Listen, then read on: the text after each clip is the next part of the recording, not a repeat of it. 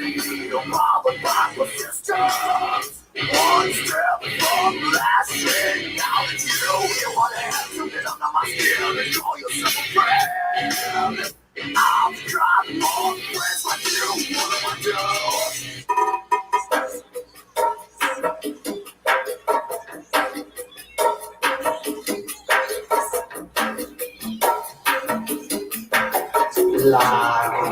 Yeah. Livewire in full effect. What's up, my boy Ooze Juice?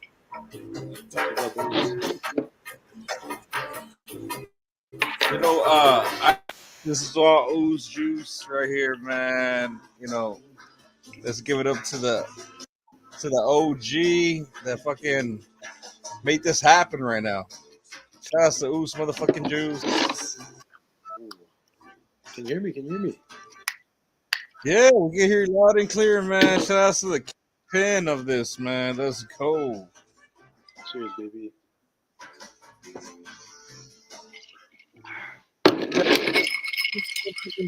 We're doing Livewire number episode 4. You know, damn. Can't believe it's already 4. out of nothing, you know. Absolutely. I just flew in from Utah a couple of days ago. That's right. And the first thing I knew is, damn, I need to get a Livewire episode in. We missed the recording for this week because of that overnight flight I had. My apologies. Hey, no, you good. You good. I mean, you know what I mean? Like, it works perfect because we got Raw out of the way. We got all the other shows out of the way. But I think the missing episode is hopefully this Sunday, man. Or however you want, man. We got to shoot episode. I think it's number 55. That's what we got to do. We got to do it big because that's my definitely. Yes, sir. You know what I mean? DJ Webster, man, let's go. We already got it, man. We got DJ Web up in here. D Web. You know what I'm saying? Let's go, bro. This shit's complete already. Let's get this shit going. Cheers, D Web. I'm gonna send a link for my boy King. King's joining up in a bit too. But yeah, man, we about to get it. You know, it's gonna be a badass week of wrestling, especially that fucking weekend. We got the Money in the Bank, and we got Buchanan's. That Heat Pineapple. Buchanan's Pineapple scotch, bro. Brother, that shit looks solid as fuck, man. You know, no mixers in this juice. We just drinking this neat because let's go, bro. On the rocks, my brother. Keep on the rocks, my brother. You know what I mean? Keep a little. Oh yeah, dog. You know what, man? That's the thing. Oos, you know how to handle your fucking liquor. I know how to handle my fucking malt liquor. You see, it works. It works, brother. D-Web is 420, OG of 420. I just got finished some fine cultivation just now, so you know. He's feeling it. I feel great. He's feeling a little loose. Sure, man. I'm. Hey, you know what? This is an unexpected one. Like, out of nowhere, brother. Out of nowhere. Fucking Ooze just hits me up. Hey, man, let's start up a Livewire or some shit like that. Let's go, bro. Word. You know what I mean? Yo, I had a fucking day at work. I knew I had this at home, and I knew we needed to talk wrestling, bro. We need to. We got to, man. You know what I'm saying? What's on your mind, man? Man, what's on my mind is, before we get into the nitty gritty of this week's wrestling, let's talk about Friday, man. Let's talk about Friday night SmackDown live from MSG. Oh yeah, what are you talking? Oh my gosh! As we all knew, like whenever WWE goes to MSG, something big happens. You know what I mean? Like I don't get bigger than that. You're right. That's a fact. December 23rd, I believe, or 23rd or 22nd, 2023, WWE house show at MSG, CM Punk's first match back in WWE, untelevised. A house show, literally, is packed to the rim. And then we follow up that with this SmackDown with probably one of the craziest endings in SmackDown, in recent SmackDown. You know what I Oh, mean? for sure. Word. Let's talk on it, fellas. Did Oh we ever man. think that we see the day where Paul Heyman would be ousted from the group that he helped start? Boy. And in the fashion it happened, man. Let's talk about it. Let's talk about that SmackDown ending before we get into it. We gotta put some respect on Paul Heyman's name real quick. When I heard that big rumor that he didn't sleep that whole fucking day to get them red eyes, Absolutely. either that or he was smoking some heavy ass chronic, that heavy New York chronic. You know what I mean? But He might have been bro, like that's he said at ECW. He's not crying. He was out back smoking a joint with Van Dam. But go ahead.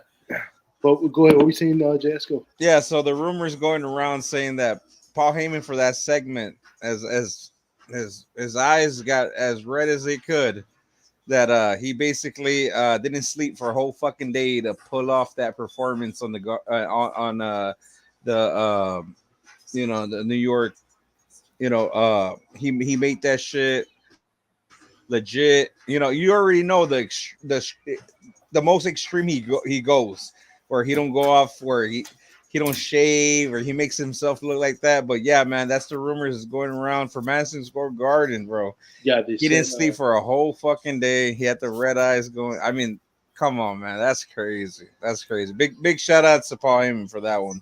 You're right. It fit the bill. He just gave it a look, and it felt so real. And for the and for the new bloodline, DJ. I mean, damn. I mean, you know that one right there. And Paul Heyman played this to the T. If you can give an award like an Emmy award for that performance right there, oh my God! Like just clap it up for bro. Like absolutely. Oh, for sure, man.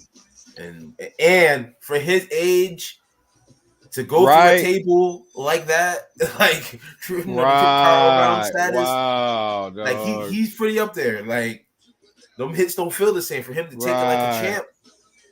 Perfect, man. Bro, I'm at the same point too, where I think I'm guessing he's like about 60 something. Yeah, and for him to go, something like that.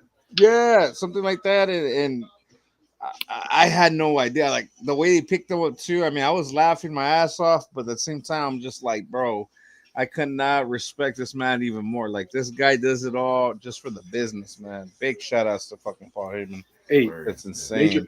Major players make major moves and major promotions. You know what I mean? Right. You got to sacrifice it, man. And yes, Paul sir. Heyman giving himself sleep deprivation to look the part, bro. Hey, you got to keep kayfabe alive. Something that the fucking Wyatts didn't do. Wyatt 6, they over there in Burger King getting a fucking number 2. Posing with the fan. He was, bro. I'm real heated, man. Right? Because I'm just like, yeah, that was cool for that fan, bro. But I didn't see him in a wheelchair. I didn't see him in any need, bro. Like, bro, come on. It was it hurts because we know who they are. That's crazy. Right. He said, I didn't see him in a wheelchair. I didn't see him in knee. My bad, dog. It's just, I'm just keeping it real, man. No, you're absolutely right, bro. I mean, like Mark Especially Henry. on that live wire. You're right, Oos. Like Mark Henry said, bro. Mark Henry said WWE investing so much money and time. Hey, he's the one that pointed it out. And you know what, man? Mark Henry is one of those guys that was a locker room leader. You know that, DJ. I mean, you know that, Oos. Yep. DJ, that guy was one of those guys that just in the back, and he's the one that sets, everything. Like, bro, he deserves that. All the years that since the Attitude Era, come on, man. The world's strongest man, come on. And he got an eye for talent too. Right. Remember, he helped Bianca Belair and Jade Cargill. You did, yeah. Oh, yeah, for sure. He know what he's doing. He knows what he's doing. He knows exactly what he's doing, bro. He's one of the OGs from the Attitude Era, man. You know what I'm saying? Like he's seen it all. He's seen word, Stan. He did. He sold that shit, Stan. You ain't lying. Mm-hmm. Oh, for sure. I'm just tagging you. I was just I mean, damn, you know what I mean? Like that's just I'm glad that Oos brought up that SmackDown, because I mean, let's get into it. I mean, got the new established bloodline. Where does it go from here? I mean, no Roman Reigns. They already said, hey, you know what? Roman ain't coming back. So I mean, man, that's already sets up to what we thought was gonna happen. Maybe a potential Sammy and Uso reunited with honorary Big Oos. Honorary Oos. I mean, let's go, bro. So I'm hoping he drops the title to Braun Breaker, man. Braun Breaker, man. Let's go. It's looking like it. It's looking like it. I hope so, man. I don't want to say nothing bad, nothing like that, but man, I'm hoping for that. Listen, can Sammy deliver the haluva kick? That's the question. You're right about that one, man. Because if he ain't stunned enough, spear. You know what I mean? Yes, sir. That's how it's gonna go. You know? What are you guys looking forward to the most on the Money in the Bank? You looking for that ladder match, women's ladder match? Braun Breaker's entrance. That Damien. Oh, yes, sir. Especially the close. Oh, dude, I'm on the same page. 100% man. That's really why I'm watching the pay-per-view. I'm not fucking around, man. I'm loving the fucking Braun Breaker, bro. Everything, bro. Like, I don't know, man. Like, you know they got that close-up from New Japan, right? Oh, yeah, like when they had. Yes, sir. They did it with Okada. You know, they did it with a whole bunch of wrestlers. They did it with Kenny too, and Kenny points. Yes, sir. Yes, sir. Yeah, you're right about that. But if we're going to talk about what I'm excited for Money in the Bank weekend, it's honestly NXT, and let me explain why. Oh, dude. That fatal 4-way match, Trick Williams. Wow, I can't wait for that. Javion Evans and you're right about that. Sean Spears. That fatal 4-way is going to be a banger, man. Fuck yeah, dude. Javion Evans, Javon Evans. I don't know if you guys are watching him on NXT. Yes, sir. Automatically has the potential to be a better Ricochet, and I'm saying this because dude can move and he's a high flyer. I think he's. Bro, he already got some swag. He's already making up words like The Rock did. Yeah. I mean, The Rock made up SmackDown. This Javon Evans, bro, he's already making up words. Javon Evans, bro, come on. Javon Evans. You know what I mean? Listen, I feel you on that. I'm not going to say the stretch that he's a better Ricochet, but he is on track for something. We see these talents. Okay. I'm excited for more. Like, maybe he could be Ricochet's little brother. You know, he could be Dodge. Yeah, because crazy.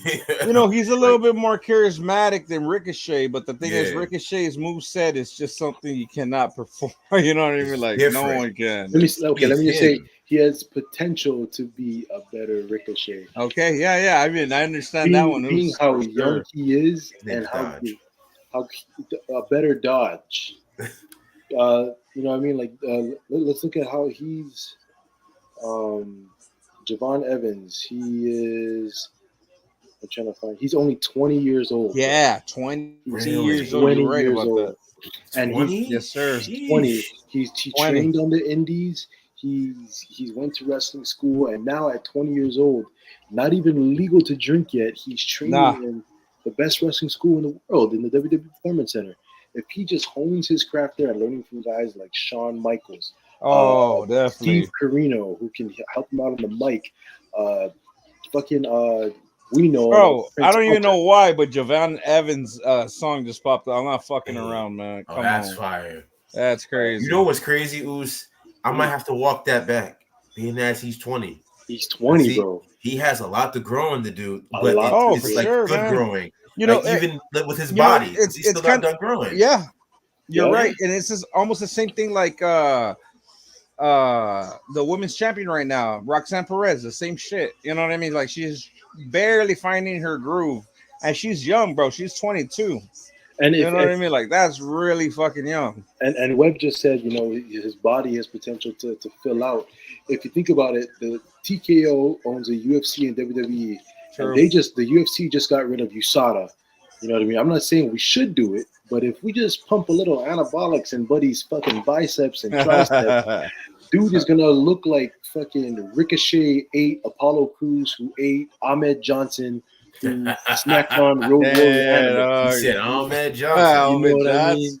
No, that guy was like. Could you imagine Ahmed Johnson doing fucking shooting star presses? Because that's what we could possibly get. You know what I mean? That'd be crazy. Crazy. My lord. Or Obafemi fucking doing Obafemi status, bro. Oba Femi honestly has potential to be the best fucking heavyweight in WWE in the next coming years. Yeah. Dude is fucking crazy. Yeah, you're right about that. Oh my god. Yes, sir. What are our thoughts on the NXT talent? I want to ask you guys on the new crop of NXT talent we have now. We've seen NXT Black and Gold and how they've progressed to be this great, probably the top wrestling show in the world at one point. NXT Black and Gold to now this new crop of NXT wrestlers. What do we think of the NXT talent today and their potential? What do we think, guys? I think from what I've been seeing of NXT now, like a lot of the ones they're bringing in already have wrestling talent, but I see them working on their charisma. Like these guys could talk. All these NXT guys, they could talk. They grab your attention when they're talking. I'm like, damn, this is different. Instead of you don't have one. No, I don't want to call them the mutes, but big guy come in just do whatever. Nah, you got these guys talking, making whoop that trick. Like you got these things going on. I'm like, so I think it's going really in the right direction for the future. Absolutely. You're right about that, man. I like that one. And the other week, man, I was talking to you about who interrupted that one match, the one with Trick Williams, and it was Brooks Jensen. I had no idea, bro. I was looking into that. Saw it tonight, and just big pushes like that, man. Like already talent that's been on the roster and finally getting that little push, and just seeing where it goes from there. But man, I got my eye on a bunch of guys, man, especially like the AEW talent that they got right now. Ethan Carter, bro. Fucking Ty Dillinger, which is Sean Spears right now. It's amazing. Just to get that growth from them, man. It's awesome to see. But man, I'm just like really thinking about it, and sky's the limit for the NXT roster, man. I'm glad that they're already picking up people that are, from the indie scene to the AEW scene to the TNA scene. Man, man. Sky's the limit right now for the fucking roster. That's for sure. Sky's the limit, bro. It's way better. I kind of want to run on what Webb said about big guys or superstars coming in who don't need that mouthpiece, and that's a great point you made because a lot of the guys on that fucking roster right now can talk the fucking talk. We've seen it with Carmelo Hayes. Now he's on the main roster, but dude can go on the mic one-on-one with anybody. Trick Williams. It's all the stage presence. Like you look at it, we idolize guys like The Rock, Stone Cold, who could have the gift of gab and just spit any type of promo whatsoever. That's what was missing from WWE for a while, bro. You know what I mean? Nowadays, it's just great to see people like fucking random guy. Let's think. But like, how are they gonna come up with their own way? Like, it's good to feed them lines, but at the same time, you don't want to sound all corny and say words that you wouldn't say in real life. You want to be real, you know what I mean? I mean, AEW strong point. It depends. I mean, it just really depends. Like, if you're trying to portray a character, it's fine. Yeah, go by the fucking lines or whatever. But now, this day and age, it's everything real life. I mean, we've already discussed that. Especially with DJ Webb when we're talking about the whole Razor Ramon. Like, if you would have won the world title or something like that, that's the thing that, man, I love to discuss on here too, because it's just like we keep it real here, and it's just different opinions from what the hell we're talking about. But yep. And I 100% believe in that, in the whole thing that we talked about with the Razor Ramon. Yeah, I mean, it would have gone dead, eventually when WWE became more reality based. Right. Razor. It's kind of like you know what it reminds me of? It reminds me of D'Angelo De Niro on NXT. Like, you think that's gonna eventually fade away, or it will. Right. It will. It will, because the Godfather type Italian mob. We've seen it try to be replicated on the main roster with Nunzio and the FBI. Chuck Palumbo. You're right. You're right. Yeah, 100% on that too.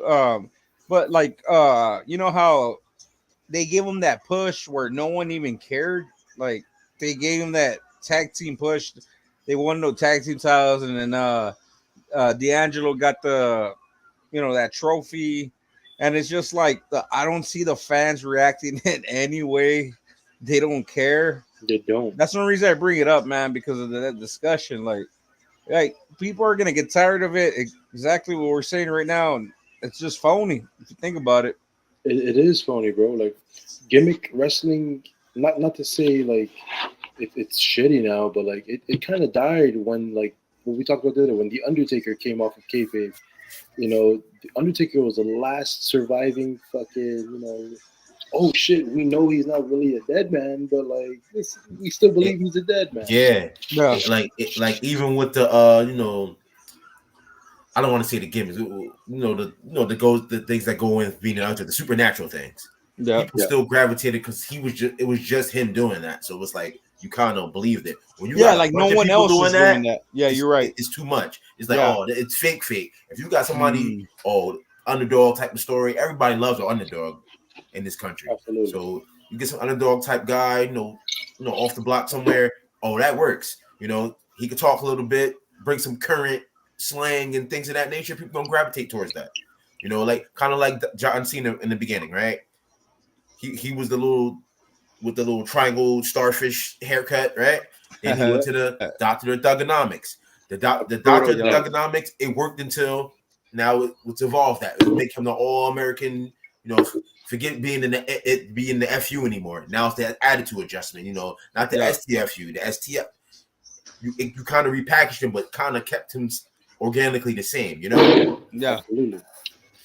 You kept him organically the same, and you let him be himself because technically he really was being himself, Yep, it was. It's like the rapping didn't go away, but he just scaled it down to a T. He could still do it, but now he's trying other things. And at the same point too, that at all, man. He wasn't catering for the adult audience by no means. He was going where the money's at, and at the same time, he loved entertaining those kids. So it was a win-win at that time. I get it, but for me, it was a lose-lose because I hated everything about it. He was on the verge of death. And especially from moving on to an Attitude Era guy, it's just like you're there because, man, dude, I'm just die hard like that, but that's the way it was. Absolutely, man. We came up in a different time where a lot of things were acceptable. Like, do y'all really think that Billy and Chuck thing would exist today? That was a Grisham era, and that was Vince McMahon. That was wild promo. Pause first and foremost. You know what? The only cool thing about that shit that I got from it, other than all that bullshit, man, I gotta say, was Eric Bischoff. That was the fucking coolest thing. The 3-minute warning, and him making out with Stephanie too. All that shit, bro. That was awesome. Eric Bischoff was a genius. Oh, definitely, dog. I see him just like Paul Heyman, man. He's right there. Visionary. It's like when it goes to visionaries in wrestling, Bischoff, Heyman, Vince, now Triple H. Now you start to see his vision. I'm not gonna say Tony Khan. Not saying it. Not by any means. Hold on. No. Always got that for him. Always for him. However, you go deal with football, my brother. Jacksonville need to win or something.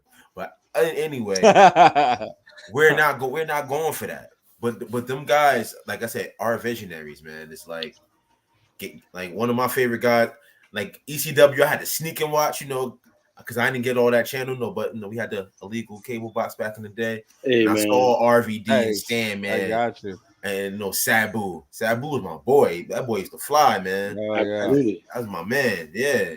TNT at that time. I mean, damn, who would have fucking known, man? Feature a spot for Raw eventually after that. Damn, that shit was wild, man. Hey, y'all remember that roller? Fucking, what was that shit called? It was like these women fucking rolling in skates and shit, going at it. I forgot what it was called, but it was on TNT at that time. I'm trying to think. That was roller derby, the roller ball. I don't know what it was. But oh yeah. They used to remember they would show that at on Spike or something, right? They used to Yeah, roll it was a Spike. Yeah, hit each other. that shit was crazy. Man. See, we don't got Spike TV no more, man. Hey, you know them half of women are fucking wrestlers now. Listen, for real, you ain't lying, man. Like I think we said it before. This women revolution keeps getting better and better, man. Especially like Us was just talking about, man. The Forbidden Door, having Britt Baker come back, it leaves potential for a good storyline. It does. Talk about it. It does. It has potential to be a storyline because when AEW started, their focal point female talent was Britt Baker DMD. At the same time, simultaneously, the leading force of the women's division in WWE were the Four Horsewomen: Sasha, Becky, Bayley, and Charlotte. You know what I mean? And leading that charge most of the time was Sasha. You know what I mean? As your Raw Women's Champion, SmackDown Women's Champion. She was leading that charge. And when WWE and AEW were going head to head at a point where AEW was able to compete with WWE in kind of a sense, you had Britt Baker on one side and Sasha Banks on the other, and it all comes together as uniquely planned as it is. I don't see a better way to introduce a storyline. Sasha Banks, Mercedes Moné, just won the NJPW Strong Women's Championship, and she's also the TBS Championship, TBS champion. And then you've got the person who was the most notable AEW Women's Champion in history, the one who led the AEW Women division for years to come, before we had the likes of Jade Cargill that came in and so forth. Britt Baker came in out of nowhere, and it shocked the shit out of me. I totally forgot that Britt Baker wasn't even on TV, and the fact that we got to see her return and go against Sasha or Mercedes now, it has potential to be great. But knowing Tony fucking Khan, he's gonna fuck this up one way or another. Hey, and another thing, now that you're talking about Tony Khan, let's talk about Toni Storm. That woman right there is changing up the game for women wrestling in general. But absolutely, I see your point, Oos. Toni Storm, this gimmick she's got right now, or this character she's playing right now, is none to one. It's crazy. That's definitely a WWE kind of man, like just a whole character, just like and I'm hoping she wins it. The Money in the Bank, man. Tiffy Stratton. What's her face? Zack Ryder's woman. Tiffy time. Oh, Chelsea Green. Chelsea Green, man. Like I don't know, man. Like I know Tiffy's Tiffy for sure, man. But I don't know, man. Chelsea, man. Like she's been holding it down. She keeps that. I think she character on par, bro. Better than anybody else. She has potential to be a fucking great run. I mean, dude, if you gotta think about it, man. Like, what does WWE love the most? They love memories. They love the character, bro. She's the part, man. If you ain't going with her, man, let's go with Tiffy. Oh, Tiffy time, baby. You know what I mean? Yes, sir. Yes, sir. We talk about WWE and unexpected wins. You know what I mean? That would be crazy, especially a ladder match for the Money in the Bank. If we can think back as another unexpected ladder match win, her fucking husband, Matt Cardona, Zack Ryder, when he won the IC title at WrestleMania. You know what I mean? And a ladder match as well. Yeah, a ladder match, dude. That would be fitting. It would. And she hits her move off the ladder. Come on, man. Nothing better than that. A little high fly action. And like Us just said, creating moments. That'll be a moment. Right. So if Chelsea Green's not gonna win it, Tiffy, it's gotta be Tiffy time, man. Have Tiffy. Hey, that's why I'm glad that we're talking about this right the fuck now, because we already know more or less who's in it. It's complete. Like we already got all the qualifiers. We already know who's on there. Speaking about the men's, man, this is a very hard one, man. I got my eyes on Jey Uso and Drew McIntyre. I don't see anybody else on the radar, man. To be honest, what are y'all thinking? I really want what I had said a few weeks ago to happen. I want Drew to climb the top. Oh, dude. Reach up. Bro, on the same paper. Oh, no, you say AJ Lee, right? Okay. And AJ Lee run out and push the fucking ladder down. Dude. It's either we get that, like Us is saying, or Wyatt 6. Oh. The Wyatt. Let's not forget about that either, man. Did Gable qualify? Yeah. Oh yeah, we sleeping on Gable, bro. I'm sleeping on Gable. 6. Damn, because look, bro, these are the potential for real, bro. Now that you said that, yeah, of course we got Chad Gable, we got Jey Uso, and we got Drew McIntyre. Those are the three to look at, man. 100%. Like, I don't think LA Knight, bro. I don't think anybody else, bro. That's the one right there. That's the three. True, but to me, the sleeper for this men's Money in the Bank, and you guys can agree or disagree, the sleeper in this Money in the Bank, to me, is going to be Andrade. Oh, dog! I didn't even think about Andrade. I mean, I know he's in that, but I can't. Yeah, I'm gonna go Carmelo Hayes. Oh, Melo don't fucking miss. I'm liking these. I'm liking this shit right now. Hold on, D-Web. And I say that convince me, D-Web. Why Melo? Convince you because like we just said, because he's him. HIM. He's good. Like he is him. Less. But since he's been on SmackDown, what has he done? This is going to be something to propel him now. And he beat Randy Orton. Exactly. So this is going to big him up tremendously. Right. This moment. If he get this moment, now he going to get the big time matches and we can see what he can really do. I'm liking that, bro. In the future. So if you could book it your way, let's say Melo does win the Money in the Bank. If you two could book your way for Melo to cash in, do we see him cash in on the main roster champion, or do we see him take his revenge and go to NXT and cash in on Trick and take the NXT championship just to get back at him? Think about it. I'm liking that too, bro. I like that. That just be fucking different. I like that. That'd be fucking different, right? Like we've never seen super different. We've never seen Money in the Bank cash in. Yeah, you're right, bro. Because we didn't we just see? I think it was Rhea that cashed in. Who was that? Charlotte. That cashed in on the NXT. Remember that? That wasn't a cash in. Charlotte won the Royal Rumble. And NXT. You know, if you could do that for the Rumble, you could do that for the Money in the Bank. Bro, if Money in the Bank could be cashed in on the fucking what do you cash on, the US title theory? Yeah, because they said you could use it on the mid card titles. Why not the fucking NXT title? You're right. Let's do that. Let's Melo win. Dude, that would be sick, man. Have Sean Spears or somebody beat the shit out of Trick Williams on the NXT. And the next night, right? The next night, dude. Word out of me, hilarious. Hey, but just like Drew McIntyre said too. He said that he's gonna win the fucking briefcase and cash in on Damian Priest that same fucking night. Hey, like when he said that shit, man, I was laughing my ass. Give me a second. I gotta grab more ice for this one. Oh, go ahead, brother. Go ahead, brother.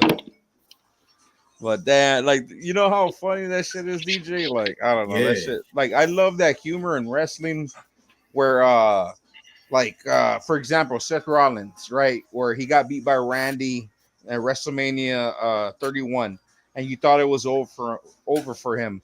Fucking the main event, bro. You got Roman and Brock.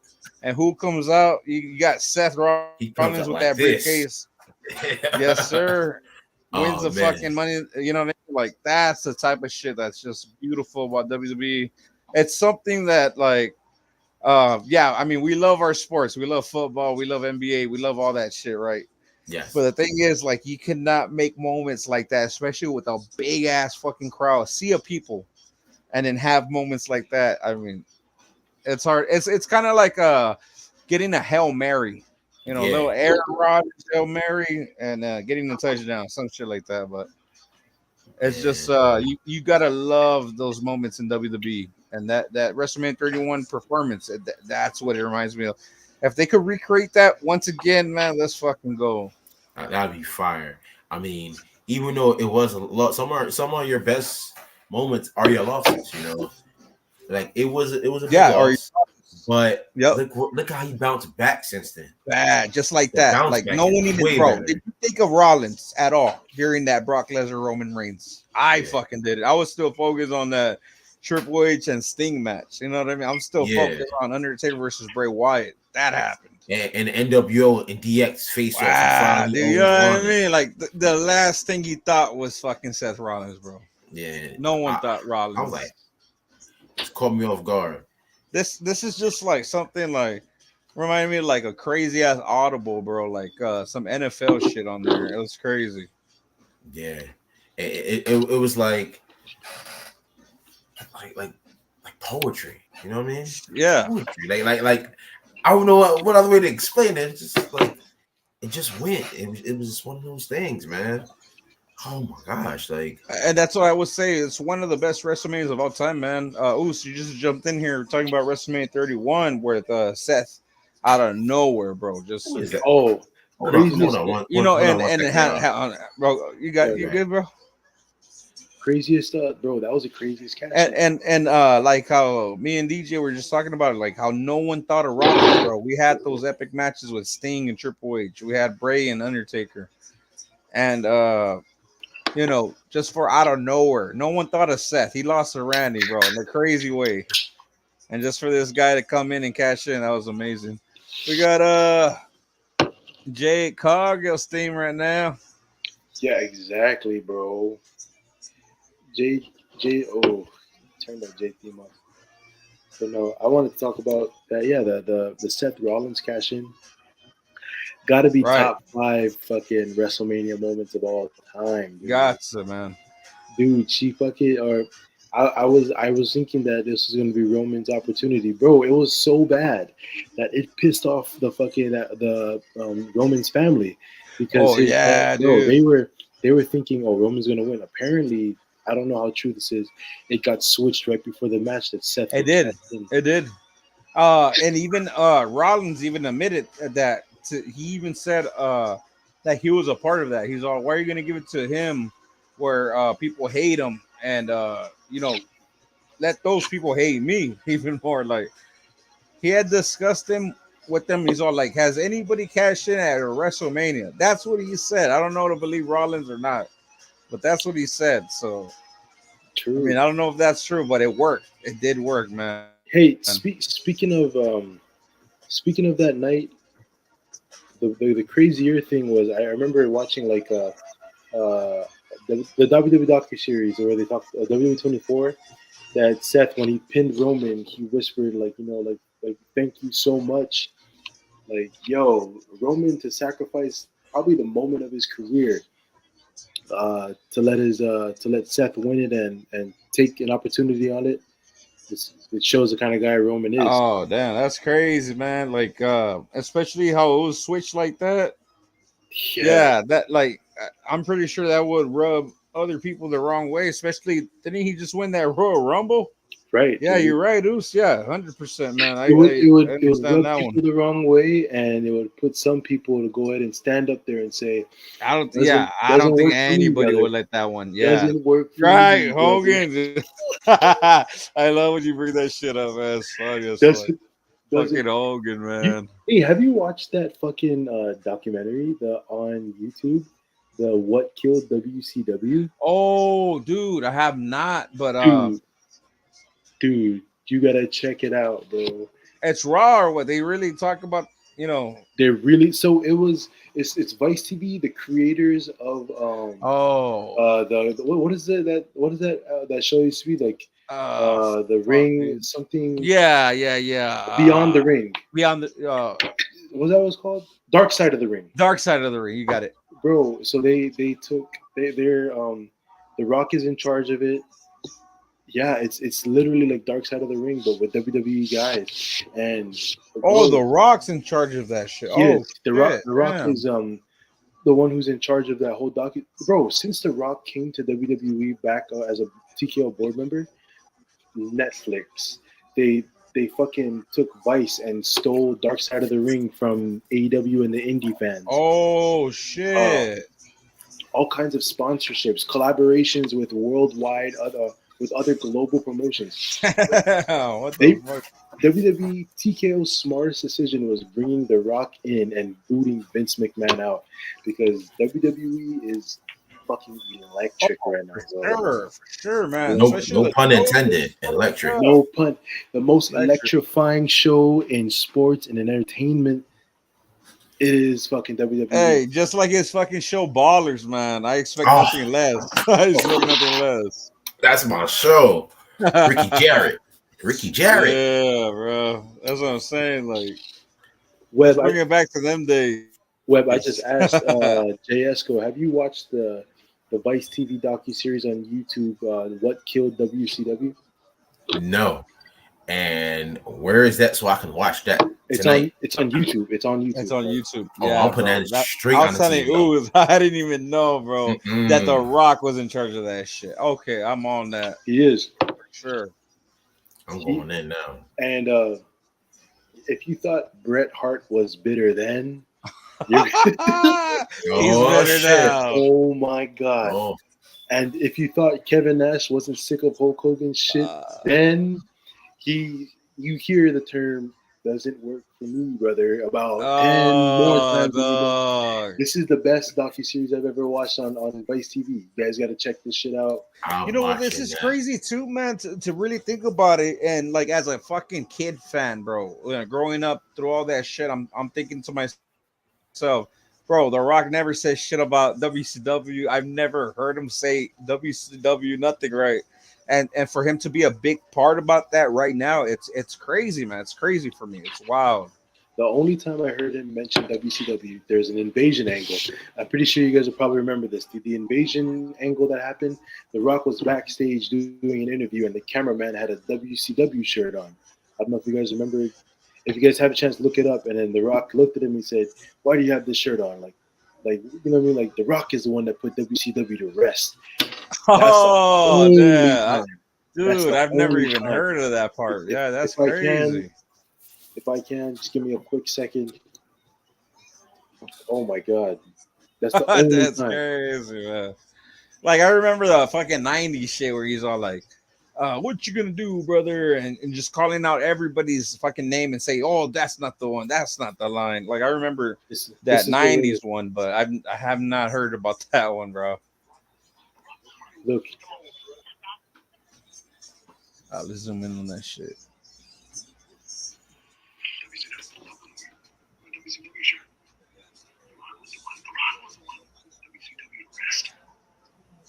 Oh. Take it off.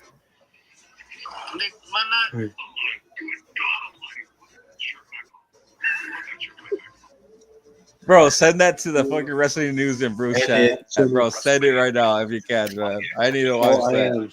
That's crazy. I am. Rest in peace, Mean Gene Okerlund. I know you guys heard. Mean Gene. Mean Gene. One of the best voices in wrestling. Oh, for sure, man. Him and good old JR. Fuck yeah, dude. Mean Gene, Hogan. Come on, man. That was classic. Oh, Test, bro. Andrew Martin Test. Oh, man. Oh, dude. No, we're talking about rest in pieces, man. Yo, rest in peace to the guy that just recently passed away, man. Sika on Hawaii. Oh man, that's a big one, man. Yeah. That's a big one. Word, R.I.P. Big one, man. R.I.P. to Eddie, bro. You know what I mean? Mm-hmm. Yeah. I would say R.I.P. to Chris Benoit, but we might get canceled. You know what I mean? We might get thrown off. Yeah, we might. But you know, it's Livewire. Rest in peace to Benoit, man. I mean, I'm just saying. Benoit, the wrestler. We didn't do the wrestler. Let's talk about the wrestler. Yeah. Mental health is a real thing, ladies and gentlemen. Yeah. We would know. Yep. That is true. Yes, sir. But you know, yeah, man. Rest in peace to Benoit, the wrestler, dude. Fucking top 5 in the ring of all, bro. Yeah, he had a crazy moveset. Tactical wrestling, submission, like high flying, strong. You know, the body. We got Rob, man. Hey, we got Rob, man. That CM Punk versus Chris Benoit match. We got Rob, man. Was that Vengeance? We got Rob. Yeah. Yo, speaking of vengeance, I'm trying to get some vengeance on an argument that I had last week with King Resco. Where is he at? Oh man, I don't know what happened to King, man. You know, something happened with King. You know, we got to get him up on here. Absolutely. Did I miss something? Did I come in a little late? Uh-oh. No. I forgot what we were talking about last week, but I know we were passionate about a conversation on the Livewire last week. Wow. Oh, that's right. Yeah. Man. Oh, by the way, thank you guys again, man, for letting me tune in on that last Livewire. I was in Utah, but having you guys on that Livewire it saved me because I was Hey, bored. but it was fun. It was fun, man. And that's the thing too. I'm glad that you set that one up because at the same time, like we got to still run the show, and at the same time, I'm pretty sure we gave you some comfort on that one, man. Did that was the second day I was there. I didn't see my family yet until the next day, so that definitely felt good to have some drinks and talk wrestling. Dude, we did that simulcast 3 different states. I was in Utah. DJ Webb was in New Jersey, and you're in Texas. Shit.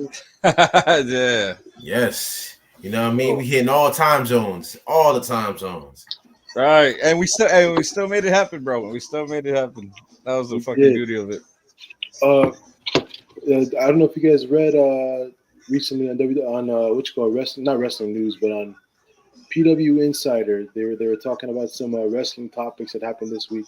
Apparently, it's been confirmed through some sources that we are bound to see the breakup from Damian Priest and the Judgment Day. And it's been cooking up, bro. It's been cooking up for about a month now.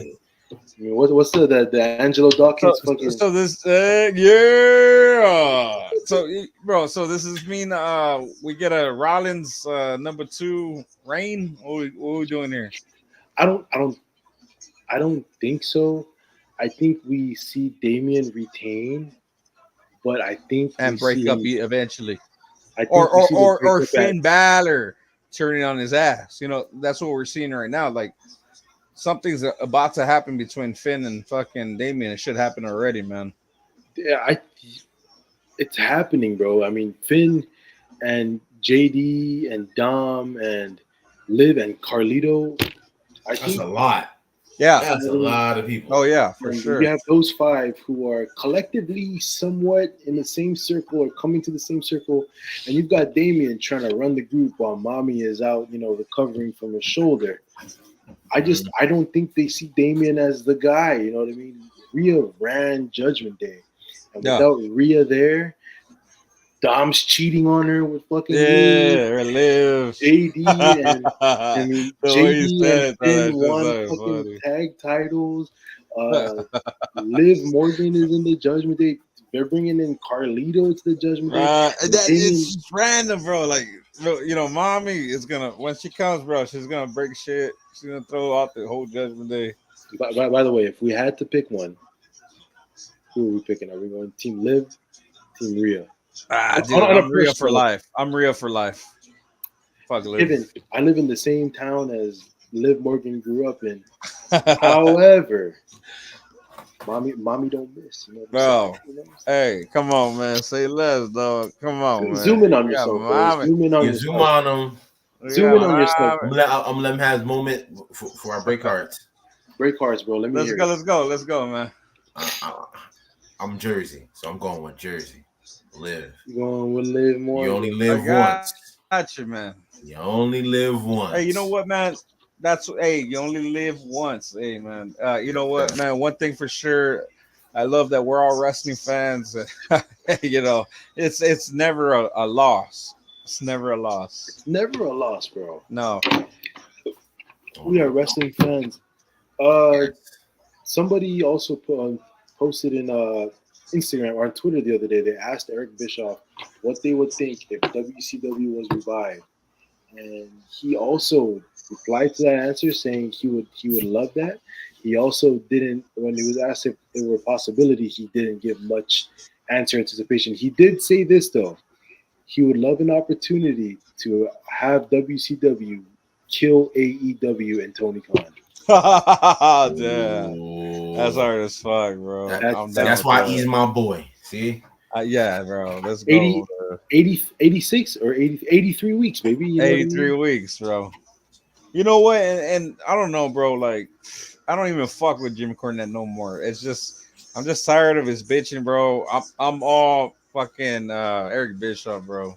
Yeah, something happened. He makes more sense to me, man. Like, he actually explains it. Like, Jim Cornette, he just loves to talk shit, man. Yeah. Are you familiar with Jim Cornette, D-Web, and his comments about fucking the Young Bucks? Listen, For what I've been reading from this Jimmy Cornette guy, my God, this motherfucker, he one of the motherfuckers, like one of them, like one of them. Boy, listen, him, Tony Khan, there's a special place for them. Yeah, it's called. It's not even that place. Nah, it's a box in the middle of the ocean, floating down the river, 9,000 feet down, and they just sit there and have to talk to each other all fucking day about their fucking shit. He said in a kill each box, other in there, floating and that's down torture the river. enough. Hey, when that happens, make sure to have Jericho on there and talk about that mimosa match. Oh, we'll get on that too. Match. The fuck is mimosa match? Like the fuck is.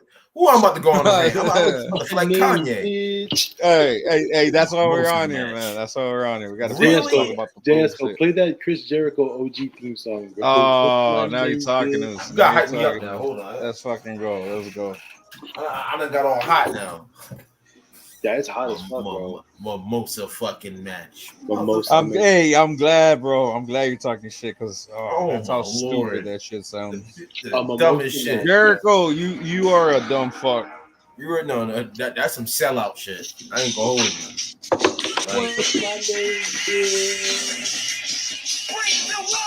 Let's put that one again. I don't care. Jericho's team is.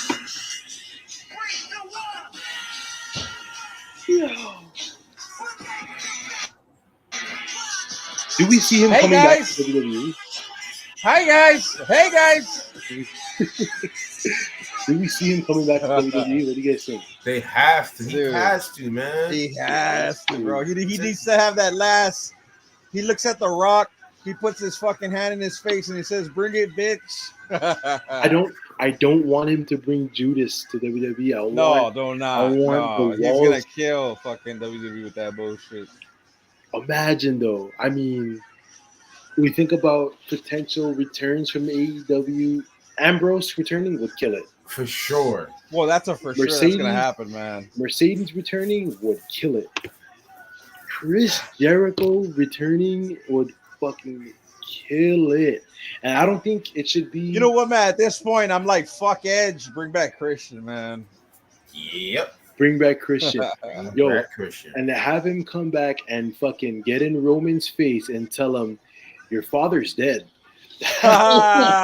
Dude, honestly. Like, that's some shit that fucking Superman would do. Superman punches. Dude. Like 8 Superman punches in a row. Couple, like at least 10 spears in a row. Fellas, we should fucking start a wrestling promotion called Wrestling News and Brews and just write all these fucking all these scenarios and shit. That'd be fun. I ain't gonna lie to you. That'd be kind of fun. Write bad scenarios. I'm booking Jay like GM mode in real life.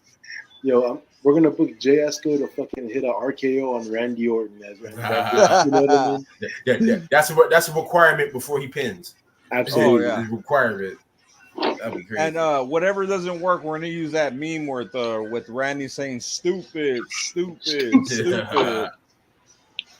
Nah, Kofi. I felt bad for Kofi that night, man. Hey, things are changing up, man. Like this whole carrying cross thing.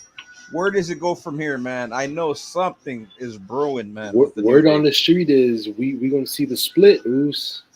We don't, unless we get, Big E clear. Big E, that's what I'm thinking, man. Big E. But you think they take Zero? They take Xavier Woods, man. They make him a heel. What do you think? If they make him a heel, all I want is SOS. That's what I'm talking about. Man. I'm good with that, man. I'm good with that. I just feel like a big push for Kofi either way, man. Yeah. He deserves it, man. He done made his bones. And that's what I mean, the split. I mean, it works for Xavier, it makes him a heel, and it works for Kofi, the major fucking face push. And the way, like we talked about the other week, the way Kofi dropped the title is so disrespectful. Right.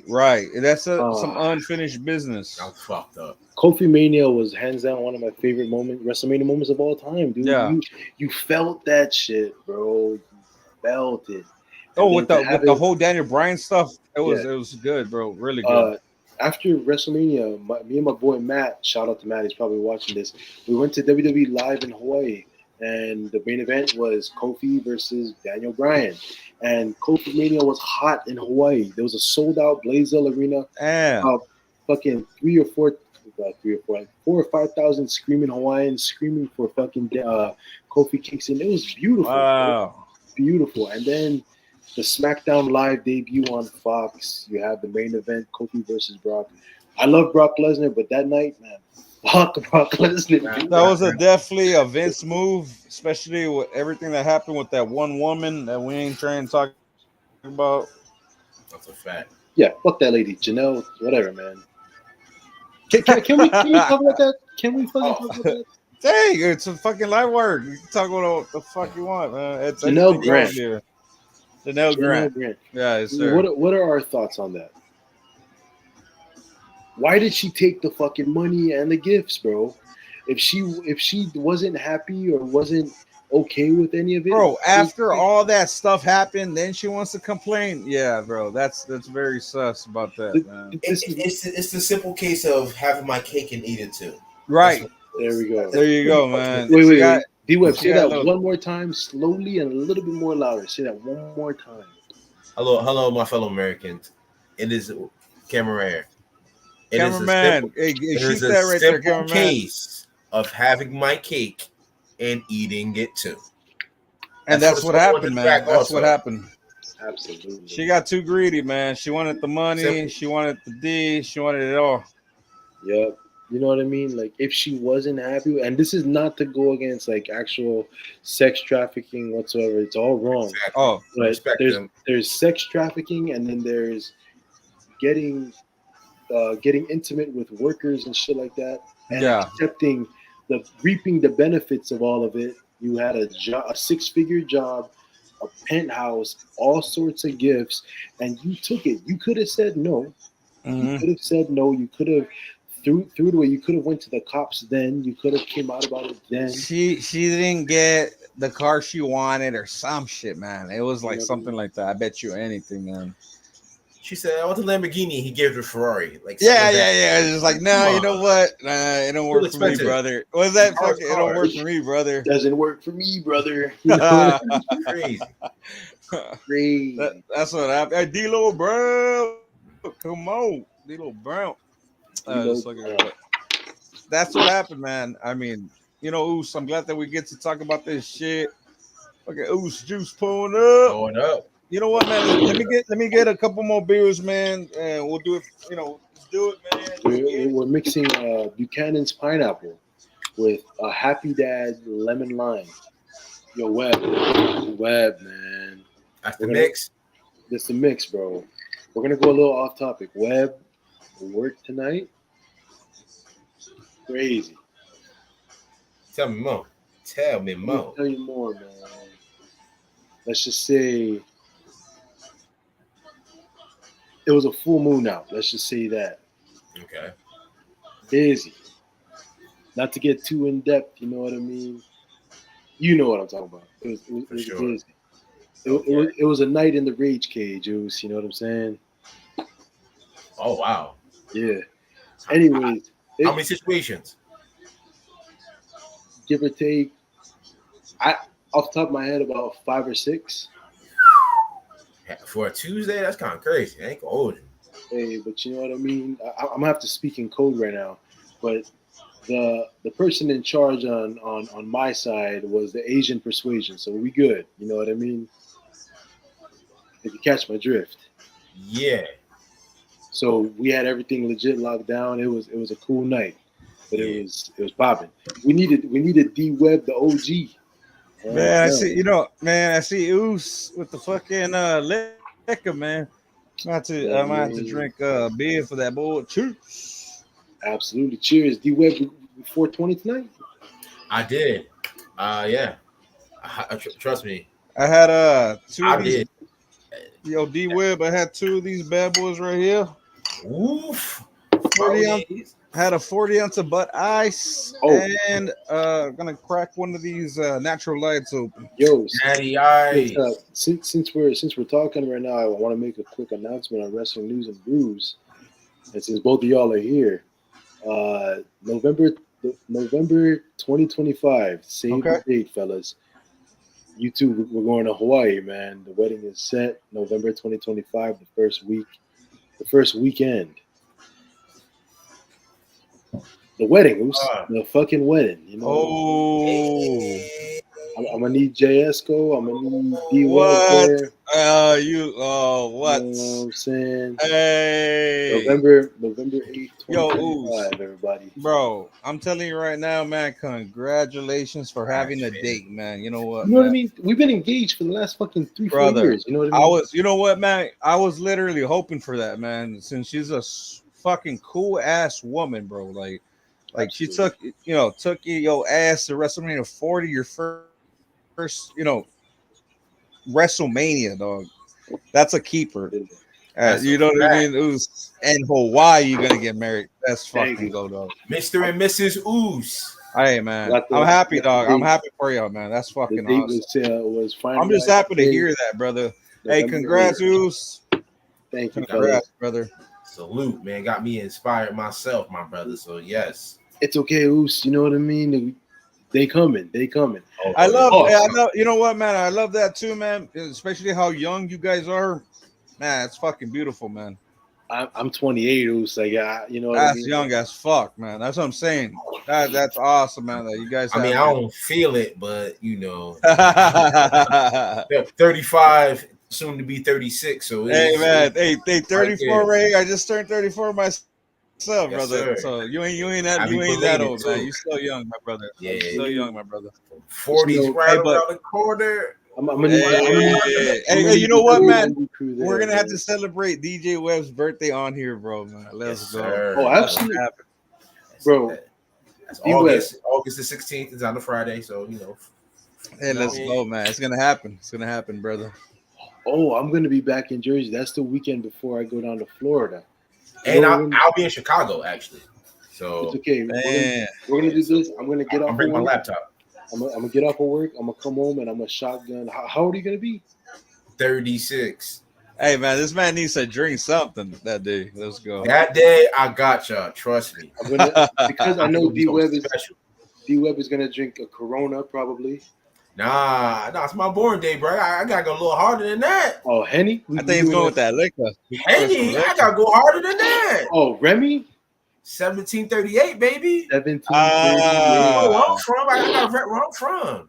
1738. Damn. Free Fetty, by the way. Free Fetty, all right. How much? Man, free Fetty, man. That's that Fetty Wap right there. Yes, sir. 1738. Sure. Fetty Wap, man. We had Fetty Wap tonight, man. Oh, God, he back. Back, oh man. Lord, no. Every day you got to deal with a certain someone who will remain nameless, but resembles a Fetty Wap. It's just like you hear again, fellas. TNA. Apparently, TNA. The morale backstage has gotten a little bit higher than normal with the WWE collaborations. Do we have any wants or wishes to see from WWE jumping over to TNA? Do we have any requests? So we just saw Charlie Dempsey in TNA. We did. We just seen the No Quarter Catch crew make their debut on TNA. But is there anybody from the main roster that you guys want to see go ahead and make the jump to TNA for a bit? Give me some names. I would love to see Chad Gable wrestle somebody. Gable's a good one. Maybe Gable versus Josh Alexander. Gable versus right. You're right about that. Who else? Me personally, I really want to see AJ Styles come out. Get ready to fly. Dude, that'd be sick. Fire. You remember in that Scottish crowd where AJ even acknowledged that part where WWE and TNA working together and him saying this is what I would do a long time ago. Like I would have had done this. You know, like him saying that. Mm-hmm. It spoke volumes, bro. It's just like it's awesome to hear that because we never really hear a wrestler's perspective. We always hear it when dirty Mark Henry, dirty, retired, and they're this and that. You know what I mean? Like we don't necessarily hear it when they're on the fucking roster and they're still active. And so when AJ said that that's what he would have done was fucking awesome during that whole Cody Rhodes stare down and all that. But, I think it was hard because you had it doesn't work for me, brother. Trying to go head to head with WWE. You know what I mean? Do you guys remember that when TNA tried to go head to head with WWE on Monday nights? Yeah, brother. And the first fucking match was that fucking weird ass cage match where you have to go inside the fucking thing and get out of it. Fucking Jeff Hardy got in there and he fucking watched the whole thing. TNA got fucking smoked. It's the same night where fucking HBK and Bret Hart shook hands. Same fucking night. You know what I mean? Yeah. How do you all remember that? That's exactly what happened. TNA said, okay, we're going to go head to head. And Vince said, okay, I'm going to reunite Shawn Michaels and Bret Hart. Yeah. Just drop the fucking nuke on him. He tried to drop. Oh, that's what y'all doing? Nuke. Boom. Oh, honestly, bro, I think the biggest thing was the Jeff Hardy thing. I didn't see it. I know they were trying to get Scott Hall and Kevin Nash and everybody together. It just didn't work, man. It was whack. Oh my god. Yeah. So that I just pulled it up right now. So that episode, right? Hear this. So the first episode of TNA going head to head with WWE impacted 1.5 million viewers, and Raw did 3.6 million viewers.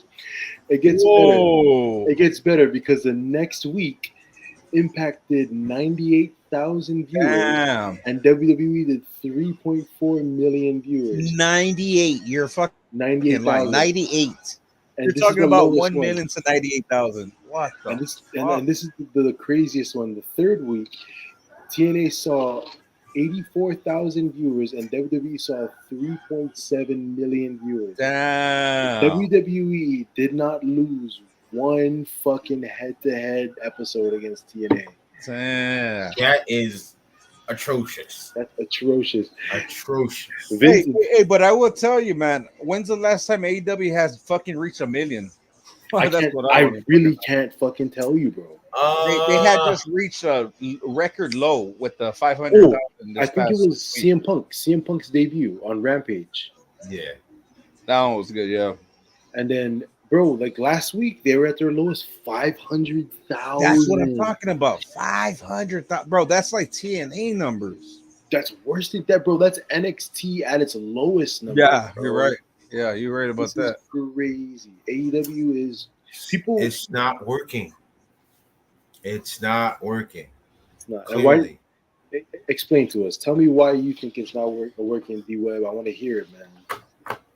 I think we touched on it before, pause, that they made it more so much about talent. And Jay Esco, you can correct me if I'm wrong.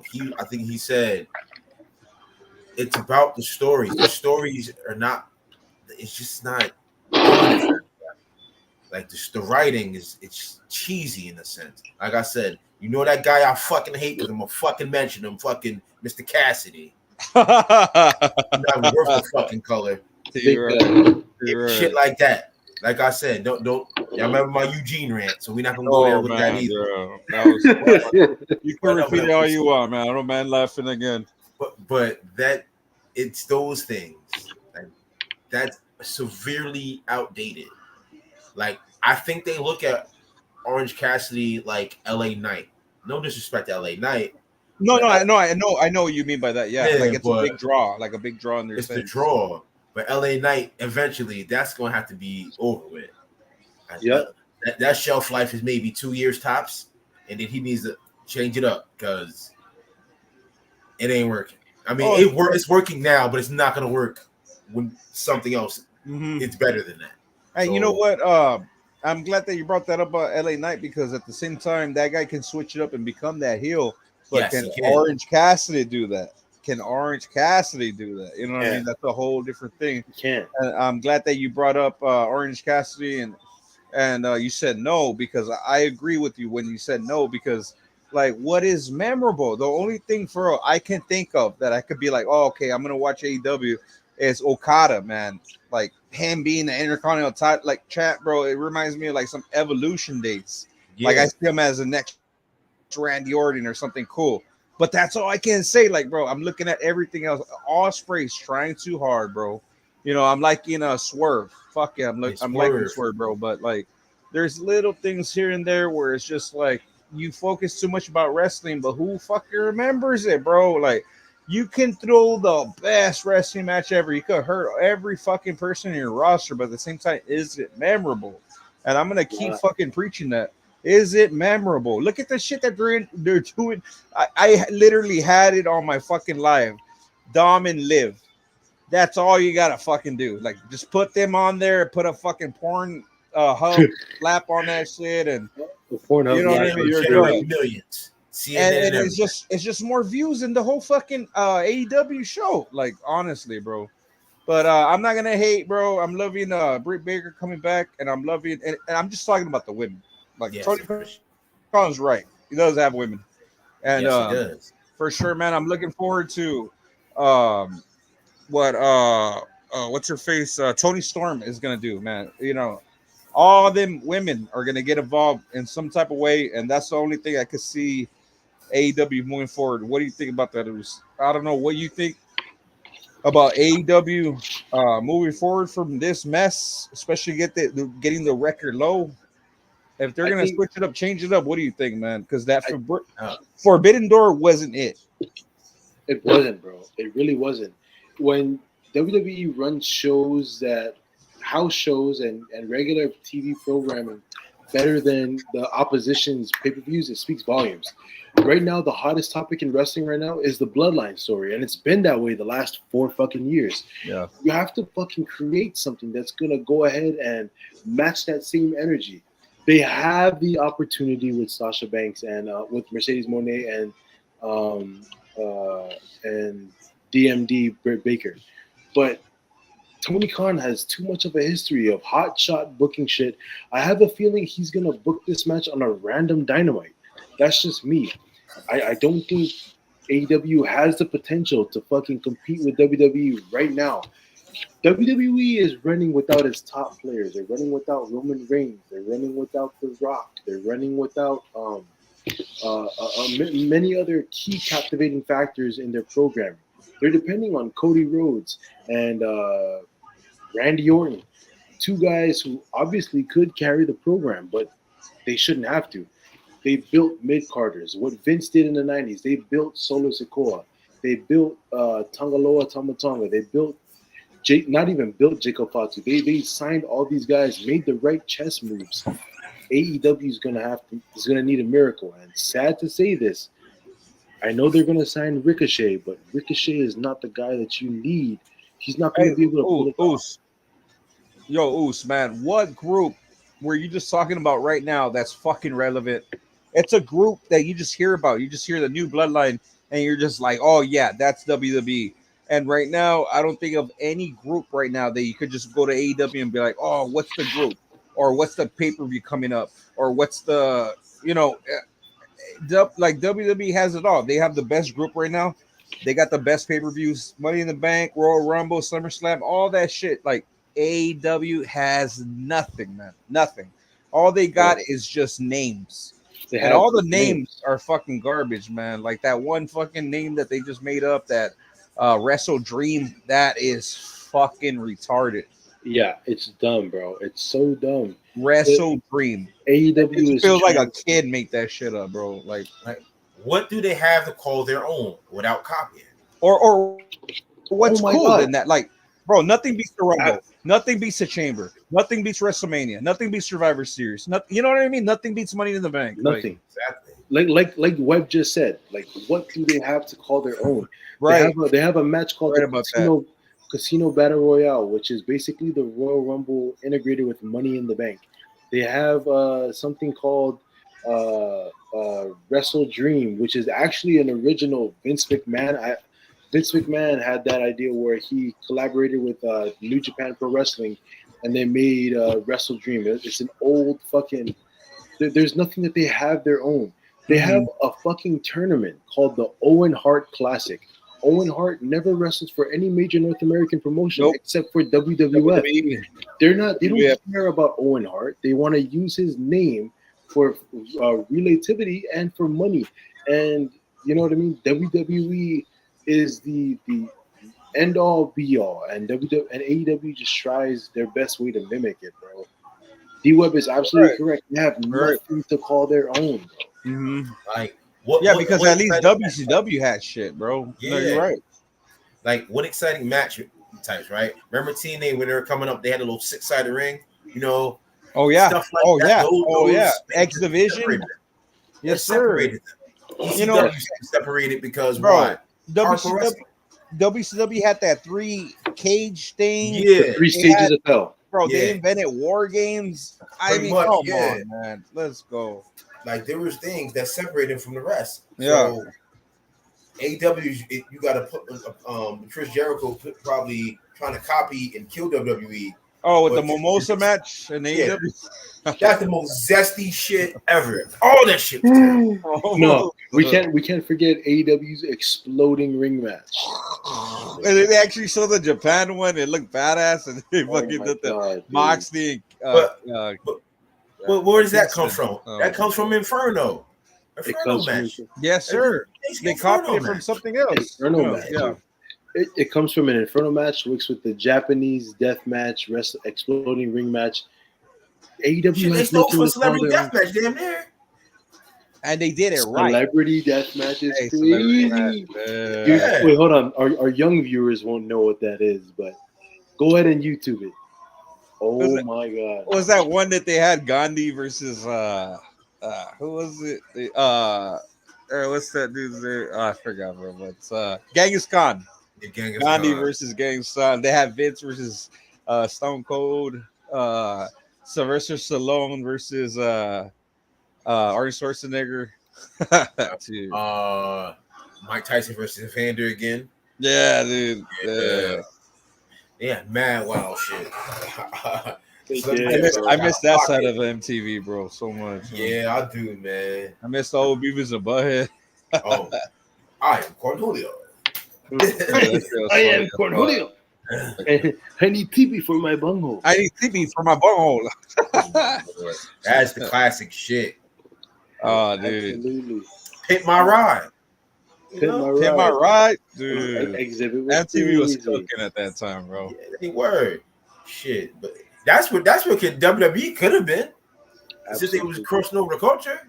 Oh yeah. I mean, Spike was cool. That was the beginning. But now, if they went to MTV, they could have got some music deals or whatever. They could have did something. They could have something that route too. Yeah, but you know Vince, man, that guy was selfish the whole time. Like he didn't want to promote UFC at that time. He didn't, and now he has no choice. You know what I mean? WWE has no choice but to promote UFC, dude. And it works, bro. I mean, it works for the long run. It's just like kind of makes WWE kind of a big deal in a way. It does, bro. It does. This TKO merger with UFC and WWE did nothing but make everything so much more profitable, bro. Oh, for sure, man, for sure. Yeah, we're gonna have BMF titles and that comes. That's wrestling shit. Like, by the way, that is wrestling shit. Like, you can't even say that's not the entrances. That's wrestling shit. The BMF champion, the greatest UFC fighter right now, in my opinion. I'm biased. He's Hawaiian. He's Samoan. Max Holloway, the greatest UFC fucking fighter right now, the BMF champion. Like, yeah. I mean, it's you ain't lying. That boy can scrap. He got some squabbles. Now I want to see these MMA fighters in WWE make a little. You know, I want to see Bobby Lashley versus fucking. I don't know, man. Rampage Bobby Jackson. Lashley versus Rampage is crazy. Let's see Bobby make his UFC debut. Let's see CM Punk get one more fight in it. No. No. We don't want MMA Punk. Oh no. He was already complaining about his diet. Okay. No. He said, "I'm old. I'm hurt. I work with fucking children." But as you can see, some of the newer submissions, I think, a lot of the new submissions in WWE are mostly MMA moves. So who's to say they're not giving them some type of Brazilian jiu-jitsu and whatnot to learn these things? So just honing their craft in a different way. Bro, you got a shitload of ex-UFC talent. You got Shayna Baszler. You've got Lola Vice. Lola Vice. You know what I mean? I'm hoping she beats the fuck out of Roxanne. I'm tired of that bobblehead bitch. Have you guys seen the NXT tonight? Bro, I watched it and I'm my god, dude. Roxanne Perez forgot. Apparently, Roxanne Perez forgot like a shitload of her lines. She fucked it all up. What? For real? Yeah. Apparently, it was leaked today that Roxanne Perez had a whole script that she was supposed to like memorize, and she fucked up every line. Lola Vice saved was it because Lola was talking about that heartfelt speech about her mom, and then Roxanne was actually like hearing everything out, or that was a work? I didn't get that part. No, yeah, apparently like points where Roxanne Perez paused or like it seemed kind of awkward is because Roxanne Perez didn't memorize her lines. That's why like sometimes she looked kind of awkward in that promo. Yeah, I noticed that too because I think she was playing off, the stuff that he was that Lola Vice was saying about her life, and she was actually going off on her speech. You could really hear that, but at the same time, I'm pretty sure maybe like she forgot her lines, getting maybe emotionally invested in what she was saying, because she was pouring out her heart, Lola Vice, and then I'm pretty sure maybe Roxanne got in the moment, maybe forgot her lines. She forgot her lines. But yo, give me Lola Vice with the NXT Women's Championship, shaking her ass or some shit. You know what I mean? Bobblehead is not working for me. Fuck Roxanne. I know she came from Ring of Honor. She's the best, whatever.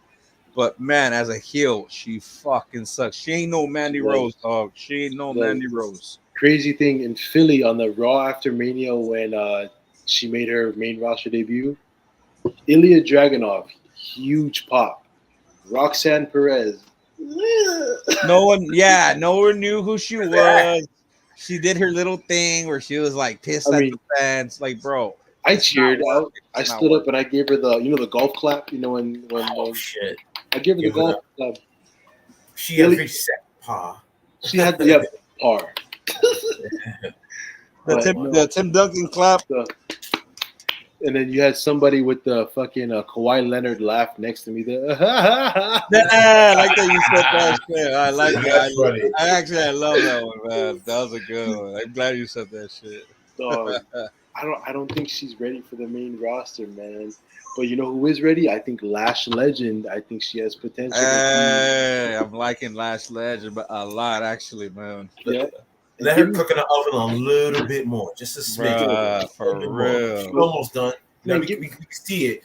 It's starting to smell good. They cooking something over there, but it ain't ready yet. You're right, DJ, because like she found herself so fast. Like I thought she was gonna take a while, but just the way she comes off as annoying and like just over the top, and just she knows who the fuck she is. I love it, man. Like this is a WWE superstar right here. The confidence in that role is just selling so much. She kills it on the mic. Like, you know what, man? I'm not talking shit, but she reminds me of a Black Charlotte.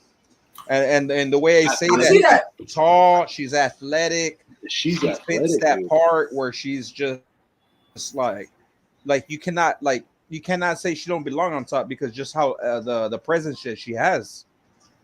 Yeah, I know she has a long way. She has a long way to go, bro. But I feel like she could be that next Charlotte for sure. Like no fucking doubt, no doubt. Yeah. She could be the next Charlotte or the first Lash Legend, baby. Right, you're right about that. You know what I'm saying? And this is I'm saying that she's gonna surpass. Like if she wants to, man, she wants to put in the craft, she wants to put in the work. She's gonna surpass Bianca Belair. No fucking doubt, bro. No doubt. Yes, she is. We talk about Mercedes Moné, like coming back to WWE. Look at all the talent that she's gonna be able to have fucking matches with. Dude. You're gonna have a Lash Legend who's already experienced at that point. I can see that. Got Zoe Stark, who's gonna be experienced. You've got Rhea Ripley. Let's talk about Zoe. Let's talk about Zoe. Inject Zoe Stark or Rhea Ripley versus bro. I'm bringing loving it her, into bro. my veins. So I'm loving her finisher, bro. I love that finisher. It's fucking amazing. who? Zoe Stark. Zoe, bro. I'm glad she's in that Money in the Bank because you already know she's gonna do some crazy shit on there. Absolutely. I think she might win. Oh, Could be, dude. But then that'd be fucking cool as fuck, man. oh man, that's such a tough one because, like we talked about earlier, Chelsea Green, Tiffy time is Chelsea. There you go, Chelsea, Tiffy time. You know It's a big one, man, because like we just discussed the men's, bro. Everybody had an opinion, bro. All of you guys had an opinion about the men's. I mean, we have a stacked fucking Money in the Bank on that one. Absolutely. Yo. The men's Money in the Bank is gonna be fucking crazy. You got Drew J, Carmelo, Andrade. I forgot the last one. Hey, how about this one right now? We got fucking Sami Zayn's music playing. Sammy or Braun, bro? I'm going with Breaker. Break that, man. But I know Sammy's gonna win. He's gonna finally hit the haluva kick. I know it's happening, bro. You gotta hit it. And you know what? If Braun wins, I'll be the happiest man alive. The happiest man. Me too. Go Goldberg Jr. We have Jay. Yeah, Goldberg Jr. We have Andrade, Jay, Chad Gable, Carmelo, Drew McIntyre, and LA Knight. Yeah. I'm still thinking we're getting something from the Wyatt Six during that point. Somewhere we in that might just. We just might. And the women's is maybe actually Chad. a good Maybe one. Chad Gable wins it.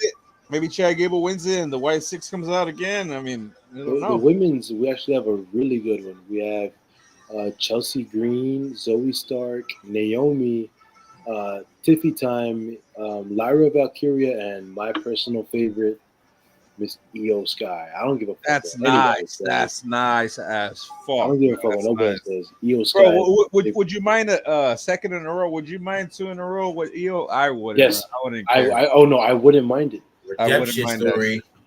I wouldn't mind it. Have Io win and cash in on Bailey, but then plot twist, have Bailey win the fucking. Ooh.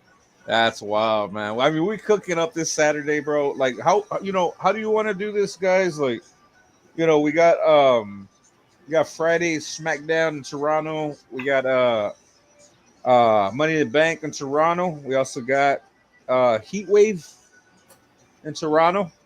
So man, however you guys want to, maybe set something up. Oos, you let me know. DJ, Listen, let me know, I gotta work on. We gotta set something up for that weekend. If y'all want to do a show, I can do one. I can do a post show. Unless I call in sick on Saturday. No, you're good. Don't worry about that. No, I'm joking. Hey. I'm joking. Maybe we could do a Sunday. What? I didn't hear a thing.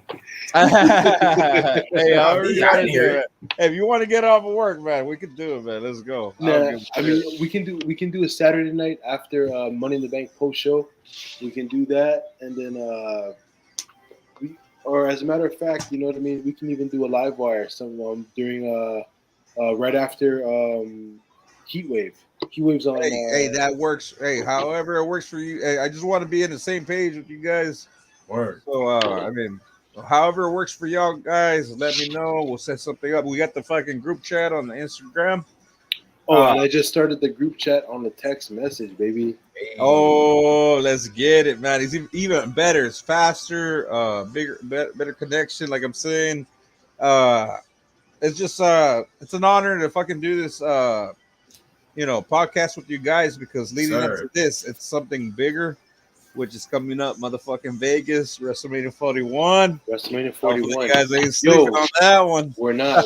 we are gonna be there. And like D Web had stated, we're gonna do the fucking.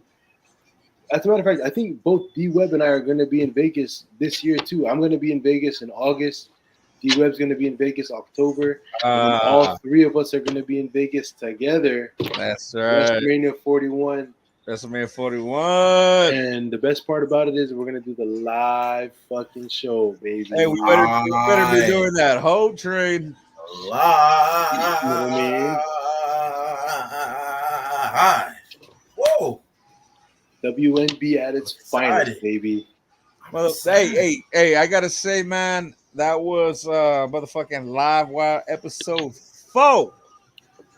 And I know we're gonna get another one coming up. Ooh, DJ, y'all let me know when y'all ready. But we'll do another episode. We got to definitely shoot that episode. Ooh, so for sure, Sunday, like you said. And man, it's coming up, man. Especially this Friday in Toronto. That SmackDown is gonna be fucking crazy, man. Absolutely. I got 3 days weekend too, so I can tune in. What's that? You hear me? Yeah, we can. Yeah. Absolutely, fellas. You know what I mean? But yeah, man. Hey, is this it?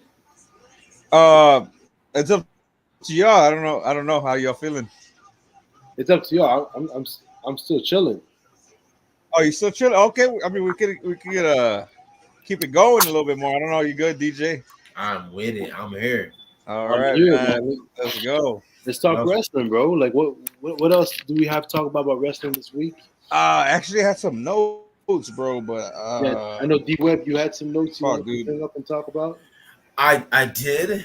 Now I have to locate them. Give me 1 second. Let me just grab me a. Hold on. Oh, now that we're at that level, yeah. Let me go take a shining wizard right now. Shining wizard. Let's see. Lacey Evans watching one thing WWE. No, where is it? I can't find what I want to talk about. Fuck it. We'll figure something out.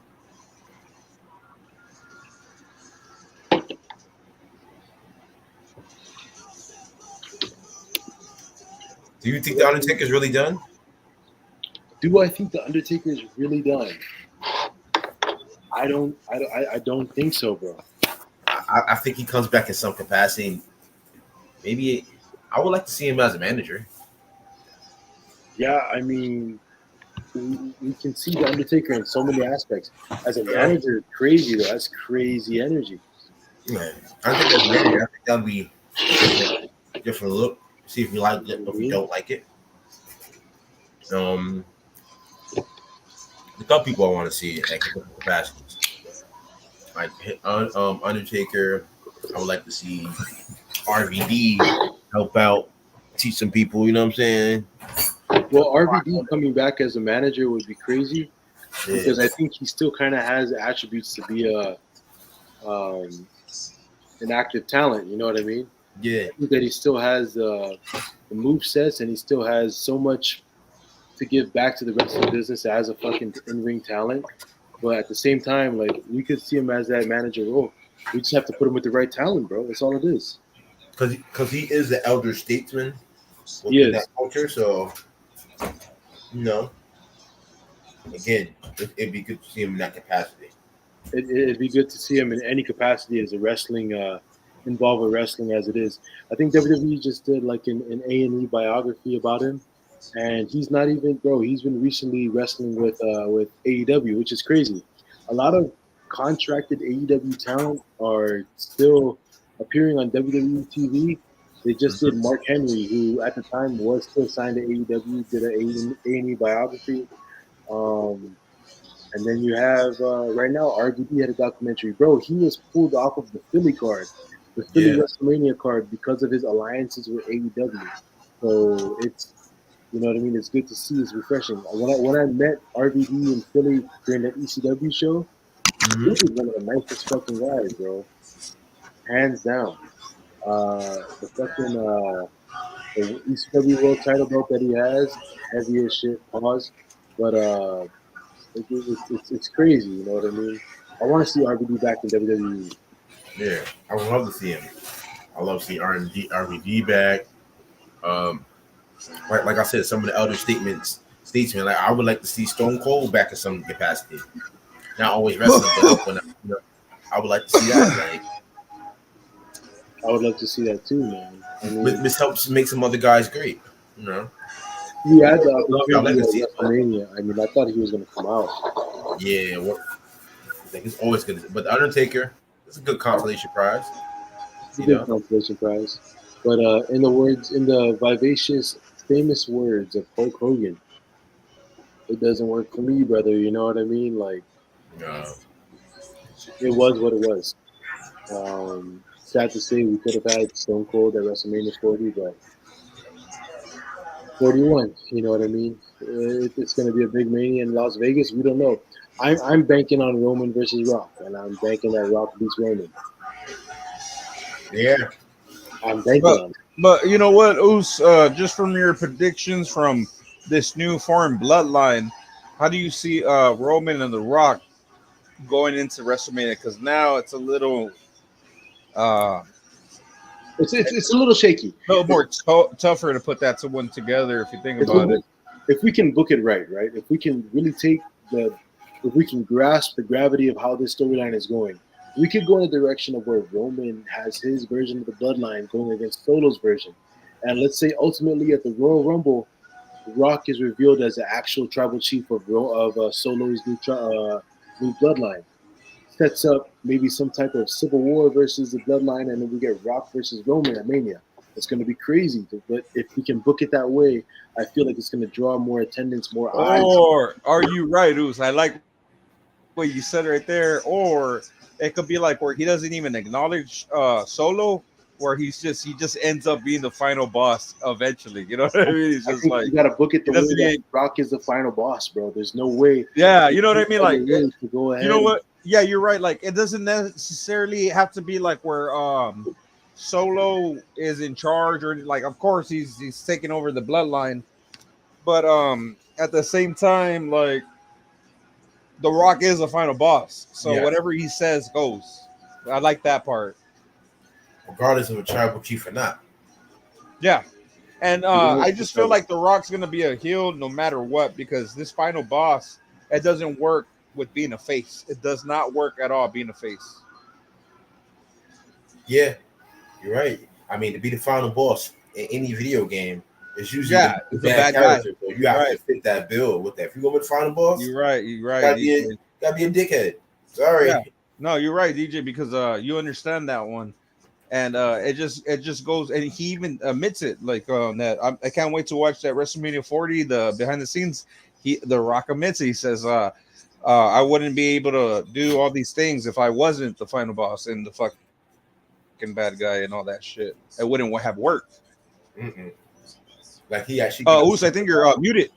Yeah, Oos, I think you're muted. Oos, yeah. Oh shit! Sorry. Say that again. I had said basically it would not have worked with The Rock being the final boss, him being a face. It would never work. It would only work if he's a heel. You know what I mean? Like, you can't have the final boss, and just like the DG said, like, just in the video game, like, the final boss is never a fucking good guy. He's a bad guy. The final boss is never a good guy. He's always a bad guy. Yes, sir. If WWE can kind of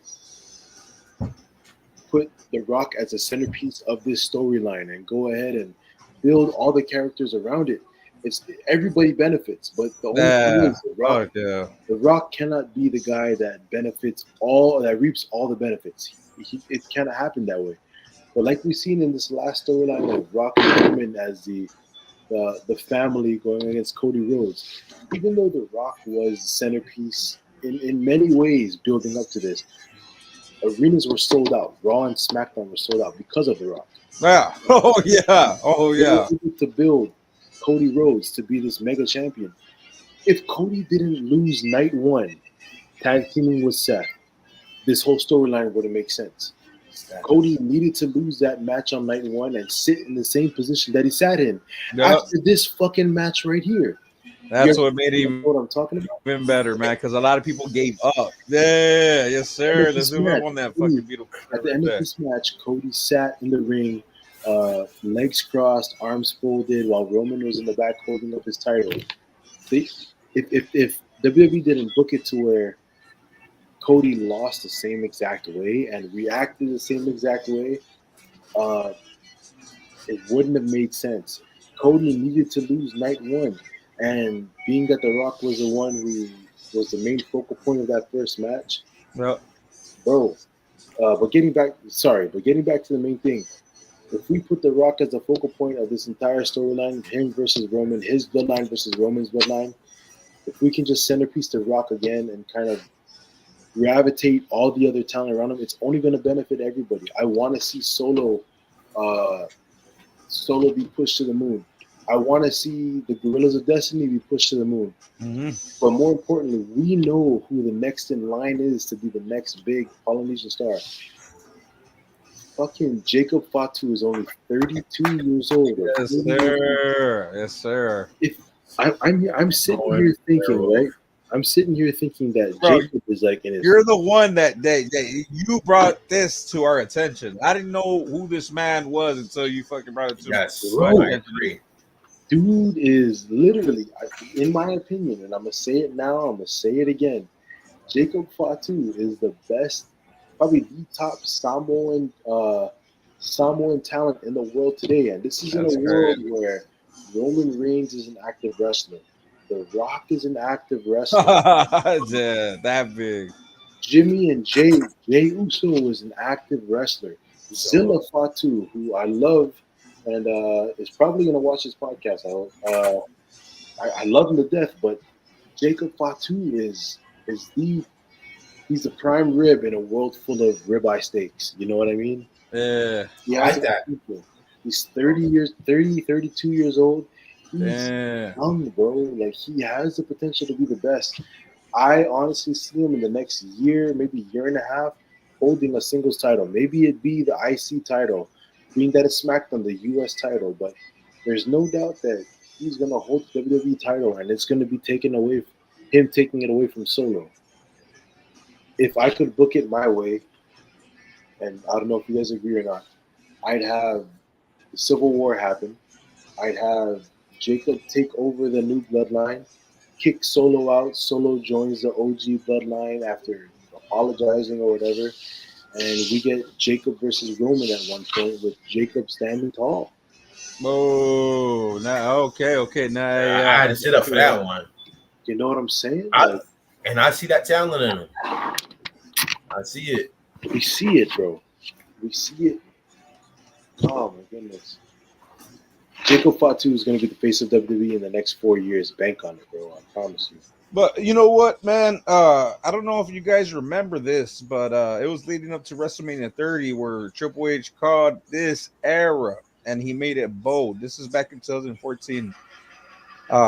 He had said that he made this era the reality era. So I don't know if you guys remember that shit, but I still remember that. Like, it's still, it's even louder now since he's in charge. It speaks more volumes to this, and that's what this era should have been called, the reality era, because it's based off your in-ring abilities, how the fans respond to you. Even if you don't know English, it's already worked. Like, bro, it's already worked. Like, you don't even need to really speak it.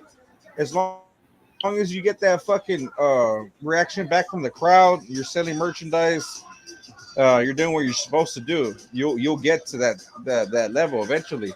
But this is what I love about WWE the most right now, because like, you can make yourself a star, unlike where it was just more biased, where with Vince would be like, bottom line, like, okay, we're approaching WrestleMania. Fuck these guys that was making me money this whole year. We're gonna go with The Rock and fucking Cena. You know what I mean? I'm just tired of that bullshit. Thank God it's over. Yep. But that's why I call it the reality era, Triple H's reality era, because now it's based about yourself. It really is, and how you promote yourself. It's just it's awesome now, man. It's reasonable now. It's real. Like in this era, they're leaving the social media and stuff and the promotion to the wrestlers themselves. Yeah, like we get more access to them through their Instagrams, their Twitters. That's right. I'm sorry, X, whatever, their threads. We are, bro. Different sides of them. Remember when Zack Ryder got fucking in trouble for that shit? Yep. For promoting his Facebook and all this other shit, right? Like, but it's okay now. Yeah, it's okay now. The best way. Now, like again, that's how I discovered Jacob Fatu. Us had never showed me him. I would have never knew about it. Yeah. So I'm glad I had a sample size heads up for what's to come. So I'm excited for it. Oh, yeah, dude. Waiting. I get to see it. Yeah. Because if Us would have not had told me, like, I probably would have had not known either. Yeah. But that's badass, man, to know all this shit.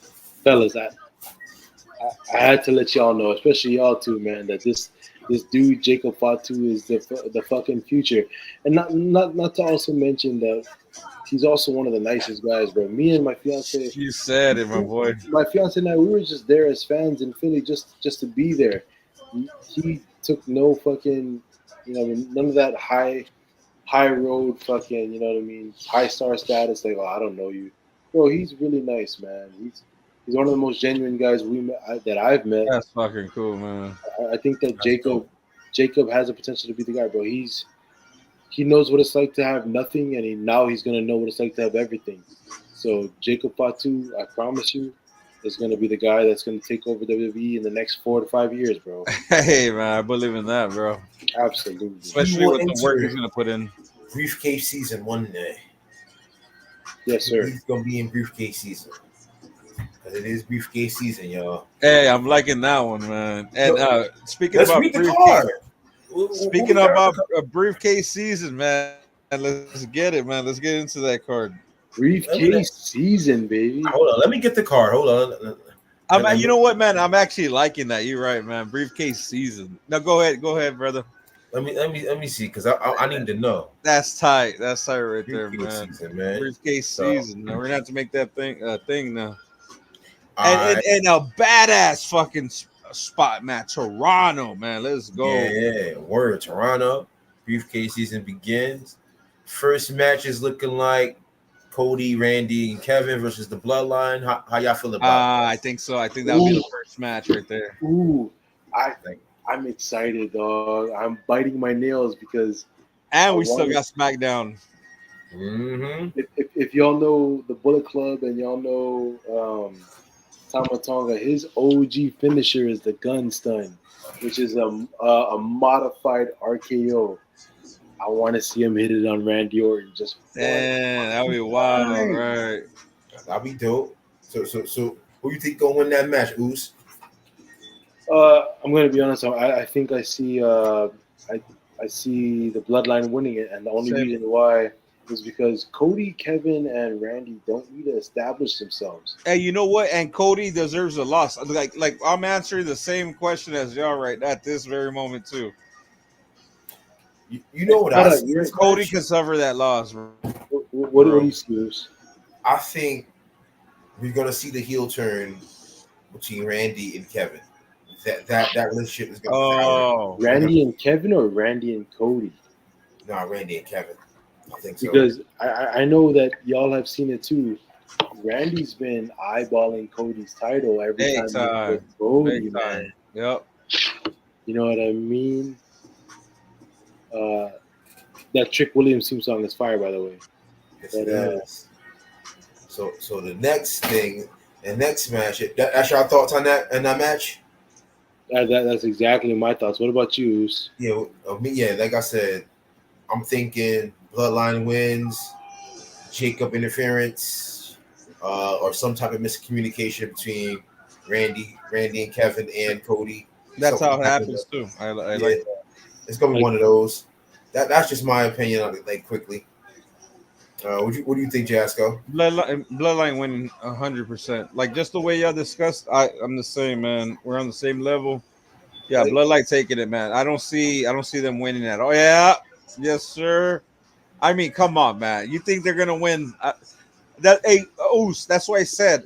And wait, hold on. Cody can suffer a loss. He ain't no John Cena. And then let's look at this one. Let's look at this one too. He can eat that law. Oh, yes, sir. Yes, bro. This is brewing since he won that fucking title, bro. Cody versus fucking Randy is happening. To me, and it better happen at WrestleMania. Oh my god, dude. I don't know. Emotionally, I don't think I'm ready for Cody versus Randy. But mentally, I'm ready to see it happen at fucking Mania. You know what, Oos? I feel like an old fucking bastard, man, because I remember that one Raw where it was like, I think it was 07, and it was this thing with Randy Orton backstage, and Dusty's son, Cody Rhodes, was introduced. And, you know, I'm there watching it, and then my bro King comes in here, and he's all, damn, that dude looks like he looks like Randy. He looks like a fucking real wrestler. And I looked at him like, what? This guy's a puny fucking guy. Who is this guy? Like, bro, I was so pissed. He's a little boy. Yeah, little boy, scrawny ass guy. Bro, I didn't even know if he was even a wrestler. He just looks so young, you know what I mean? And now I'm eating my words. You know what I mean? My bro told me, yeah, that he saw him as a Randy. That he saw him with potential. And all these years later, it's crazy, man, to see him. You see Cody Rhodes right now. It's amazing. It's like, damn, man, I'm eating my words. Like, I never thought, like, I thought Ted DiBiase was the one that was going to surpass him. Nope. It was Cody motherfucking Rhodes. Cody man. fucking Rhodes. Flourished. I got to pee real quick. Hear back. For sure. Oh, go ahead. Flourish. DJ Webb. Flourish. Like again. Flourish. When he came in, he was that scrawny kid. And yeah, he had some success in the Stardust run, but he needed to get away to really show what was going on. Yeah. So now that he got away, solidified himself outside of WWE, and now that he's back, it's a different run. You know, it's a whole different person. It's not the same dashing Cody Rhodes or Stardust. Nah, nothing like that. This is the American Nightmare. This is for sure. And pretty soon, I'm saying, we're going to see that American Nightmare side. Oh. I don't think we have seen that yet. I think we're going to get a darker persona with that. Bro, even Undertaker was talking about that too. So, yeah, you're right, man. Can't wait for that shit. But, I mean, you know, yeah, just speaking facts, man. It's just, you know, it's crazy, man. Like, you've been a fan forever. Like, I just tell you something, you already know the pay-per-view, you know the fucking show. That's the fucking cool shit about this, man. About this this whole wrestling news and brews, man. That, like, you fit that description. It's fucking badass, man. Like, I don't even have to say anything. Like, I'll say that and then boom, it just goes from there. I do what I can, bro.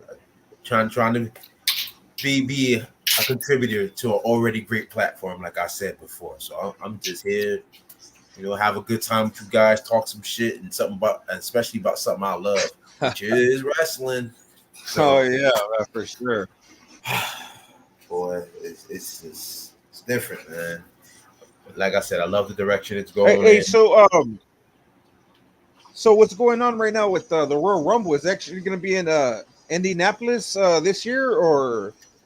I seen some things, so we're gonna see how it's gonna go. But I'm gonna look at it though. Royal Rumble 2025. Yeah, man. Like, let's see what you got with that. Where is Indianapolis? Like, it's set. Because Triple H said it's gonna be the Rumble, SummerSlam, and WrestleMania. I don't know. I know that SummerSlam this year is Cleveland, but I wonder how that's going to work because also I think Minnesota has SummerSlam locked in too.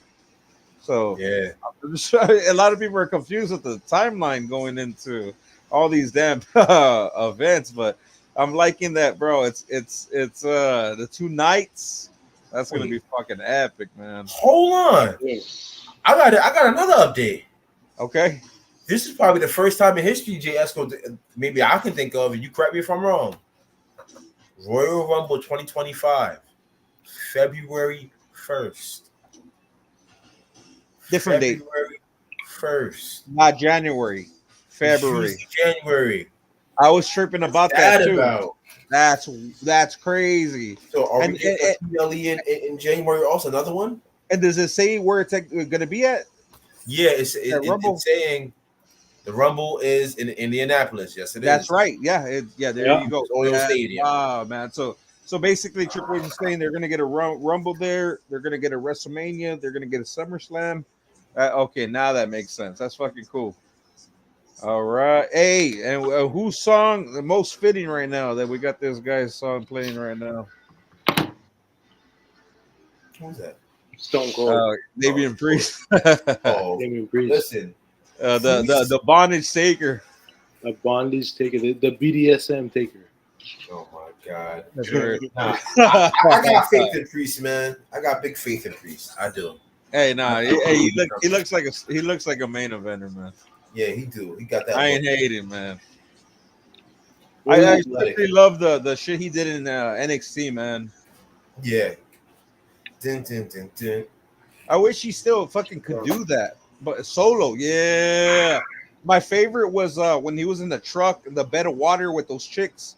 That was fucking cool, man. I wish he could bring that shit back. That was my favorite. And then they released a picture of him and Triple H on set with that shit. That's crazy, man. Oh, I got a question for y'all. Yep. Do you ever think we're gonna get Demon Balor back?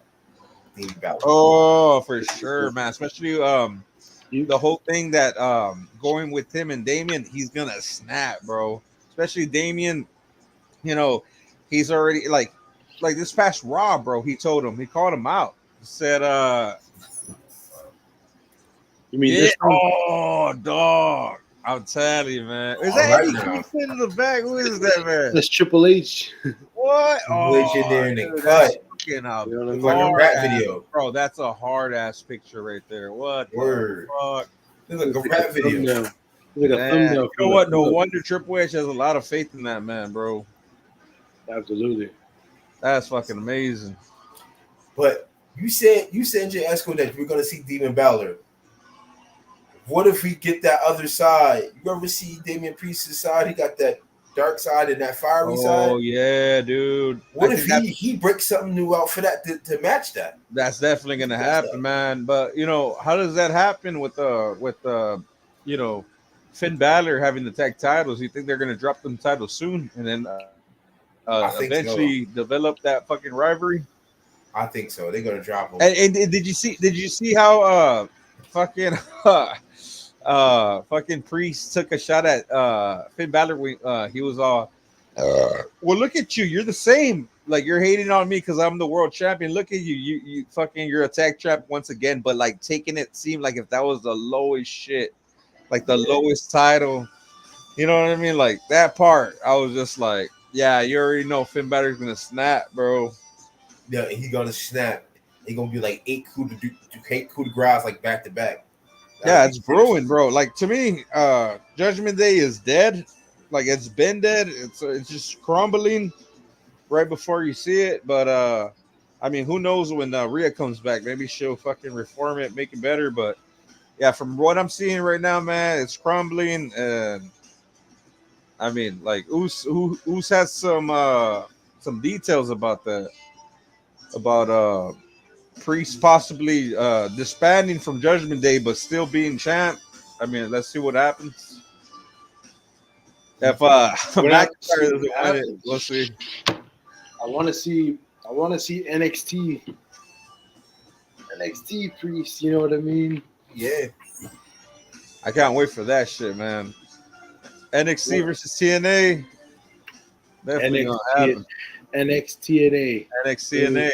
Say his name and he appears. I was about to go in there, man. Play that shit, man. Yeah, let's go. I gotta hear it, man. Henry. I believe. I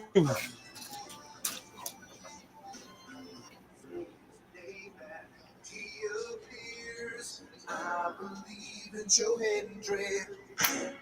I believe in Joe Hendry.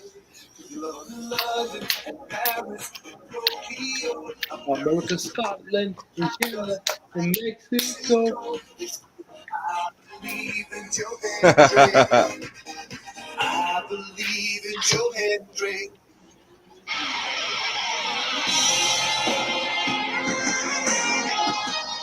You know what? Do it for Joe Hendry. No more fucking bill.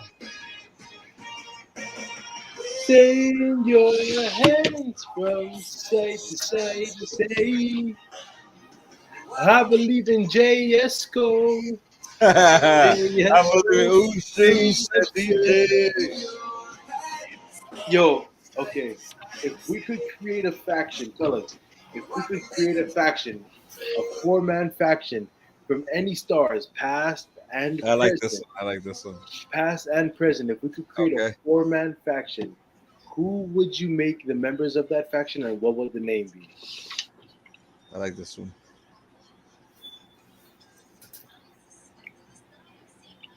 I'll start off first. Okay, you go first. My 4-man faction will consist of Mr. Perfect Kurt Hennig, Kurt Angle, Taz, yeah, and Shelton. Oh, not Shelton. Brock Lesnar. Okay, so we got the battle of the singlets. Everybody's wearing the Battle of the Singlets. Everybody wearing the singlets. Natural amateur wrestlers. And the name I would give them the newly reformed and the very more prestigious 4 Horsemen. Hey, okay, I like that one. Hey, that's a fucking crazy ass group right there. I like everybody has a fucking the splits on them. I got an interesting twist for mine. Let's hear it. I'm gonna go Batista, Brock Lesnar, Jack Swagger, Bobby Lashley. Oh shit! The EST, the strongest. Yeah, that's fucking wild. I like that one. Man. Name would probably be Elite something, Elite Powerhouses or some shit like that. But they all fought MMA and they all wrestle. So you telling me you'd want to see a Batista bomb and the dude is on his back and then Brock Lesnar hits a shooting star press on this motherfucker? Yes. Crazy. Going crazy. Oh my god. And then you get the Jack Swagger fucking ankle lock at the end. Oh my goodness. Yeah. Double spear in Bobby Lashley. Double spear. I'd rather fucking punch myself in the face and take that move sequence. Double spear, you know what I'm saying? F5, Batista bomb, you know what I'm saying? Dominator, you know, Jack Swagger gut wrench. We got some interesting finishers right there. I'm just saying. You know, I'm just saying. What about you, Jay Esco?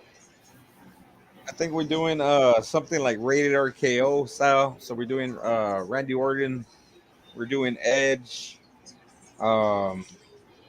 I'm throwing in some cycles like I'm talking about Jericho with the suit. Remember back in the day, Jericho with the suit. 08 Jericho with the suit. 08 Jericho is a fucking demon. Right. Yeah, we'll throw in rated RKO 08 Jericho.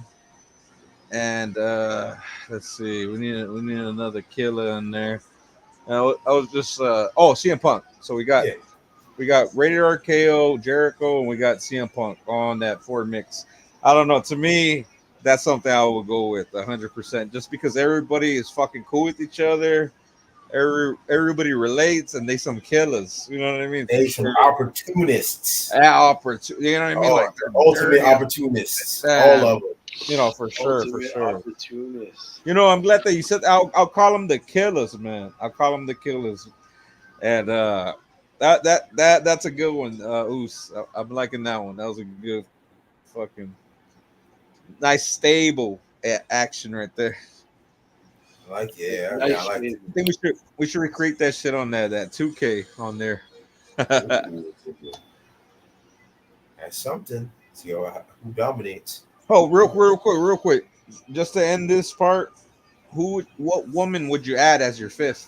Jade fucking Cargill, you motherfucker. Hey, beat you to it. Damn, that was crazy. She fits the bill for my stable all the way. Dude, mine too, bro. What the fuck? Yeah. Cargill. Fucking. I think for mine, I'm gonna go with Christy Hammy. Ooh. Just that way, everybody has their way with her. You know, nah, just fucking her out. Hear me out. Just fucking her out. Hear me out. Nah, if you want to have your way, you pick Cage. Nah, I'm gonna put Lead on there just because she's with Edge on that rated RKO stable. Yeah, you can have your way in the bed in the middle of the ring too. I'm putting that redhead in there. I'm putting Lita in there. What? The first WWE Playboy crossover. Oh my God. Yeah, me. Oh no. Bro, I was like this. My mom was like, "What are you looking at?" I was like, "I don't know, man. I don't know, man." Oh my God, dude. Christy fucking Hammy. That's Christy Hammy, man. She was crazy back in the day, man. Oh man, like you had some of the girls that was pretty good. what was that girl? I thought she was hot. I thought she was gonna make it. Ashley Mazzaro. Rest in peace. Rest in peace. No, I thought she was gonna be something, and it didn't materialize. You know what, man? That's when the perfect pervert McMahon does to a fucking fine young woman that had potential, but that's what happens, man. They said rest in peace, but you know what I'm saying? Like she was kind of bad, you know. hey, rest in peace, but you know. Yeah, I don't know for sure. No, I ain't gonna lie. No. She was a looker. She was a smoker. Oh, for sure, man. Yeah. For sure. I mean, I know we're supposed to respect the dead, but hey, that's part of her giving her flowers. She was bad. She's fine. Oh, for sure. Like, you know. Oh shit, we talking about Ashley Mazzaro. You're right. Damn. Like you know who was one of my favorites? I'm not playing around. Was Jay Gyllenhaal? Right? Was it with the no, not her. No, not her. No, I said it wrong. She was. What's her name, dude?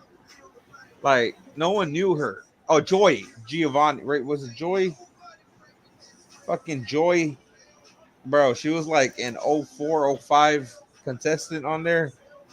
Joy, bro. I don't like look her up, man. You know who I'm talking about. She was on the first contestant with Christy Hemme. It was Joy. It was Joy something. Yeah.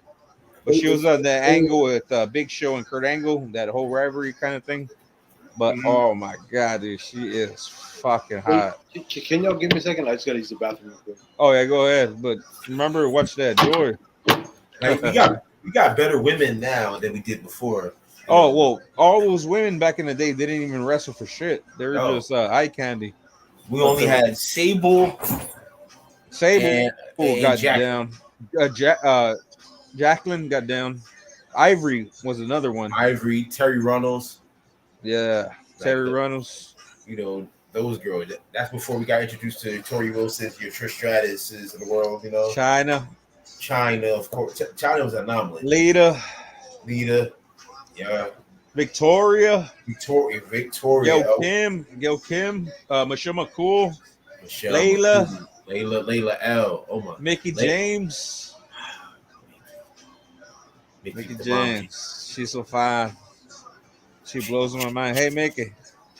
Mickey. Mickey was cool. I love Mickey.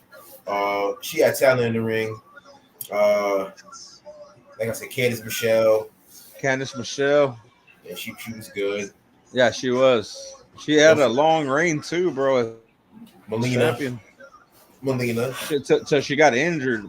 Yeah. Oh yeah, Melina, bro. Yeah, let's not sleep on Melina. Hey. She was really good in the fucking ring, bro. Listen, I was always tuned in like this for that split. I was like, oh, dude, especially when she had that skirt. Oh my god, I can't believe she would be wearing that. That's what I was ready for it all. I'm back, motherfucker. Hey, yo, you're missing out, man, because we're talking about Melina and the skirt. Oh my god, that shit was wild back in the day. Imagine I have glasses. No, hey, Webb, I got the Lou eyes. You know what I mean? Oh, what's good with that? Bro, fire, bro. Melina, bro. Shout out to Ludo. Shout out to my man. It's my man. Oh man, it's man. Hey, Esco, you know what I mean? The Melina skirt. You know what you say that the fucking hawk tour. You know what I mean? Oh hell, hawk tour. Spit on that thing. Yeah. She could definitely do that. She could hawk tour me anytime she wants. Oh, listen. Likewise. While I'm eating a WWE ice cream bar. No, hey, you need that. You know, you do. Hey, think that hawk tour. You know what I mean? Yo, if we think about the hold on, the rest, not in the WrestleMania, but then the fucking what was the last Royal Rumble where Sasha was in here? Oh, she did the splits. Oh, dude, she was dressed up. Sailor Moon. Was that you talking about? Yeah, Sailor Moon, that Rumble, right? Sailor Moon, D-Web, Bruce, J Rumble. You know what I'm saying? I think. Boy, listen. I was like, I was like, bro. I was doing this. I was like giggity, like Quagmire. I was giving you the shoulder. D-Web knows for sure. You know what I'm saying? Oh, Quagmire. I was like, Quagmire. Yo, JS go no Quagmire, dog. Giggity. Giggity. I got you, man. I'm over here looking it up already. Question, real quick. If you could book WrestleMania 41's main event right now. No, we're not talking about Cody versus Randy or Roman versus Rock. If you could fantasy book your WrestleMania 41 main event, who are we picking? D-Web, JSCO, any era, any promotion.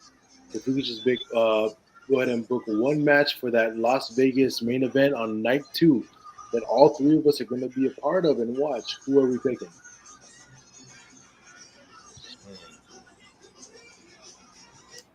The Fiend versus The Undertaker. The Fiend versus The Undertaker. Give me 1 second. Give me 1 second. Fiend versus Undertaker is a crazy fucking match.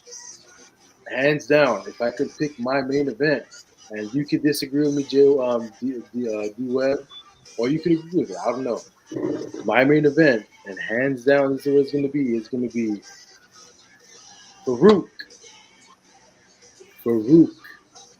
Not Ron Simmons, not none of that shit. I would book Farouk versus Bobby Lashley in a Hurt Business versus Nation of Domination civil warfare, not civil warfare, but Farouk with Nation of Domination backing them up. Not the Rock's Nation of Domination. I'm talking about Farouk, Savio Vega, Mark Henry, and what was his fucking name? The Godfather.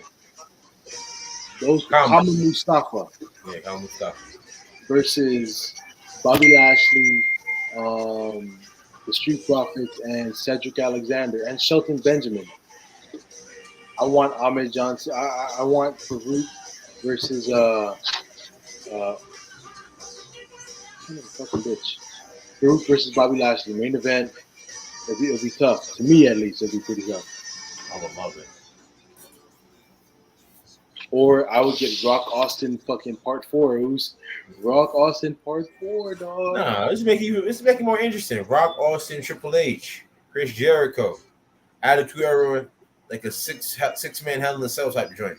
If we're gonna go out, let's go out. Fatal 4-way for a Legends Championship. If WWE made a Legends Championship, Legends Championship, that'd be fire. And the Legends Championship was a fucking winged eagle WWE title. Tell me fucking not. Yeah. Oh my god. D-Web, do you work this Saturday? No, I'm off.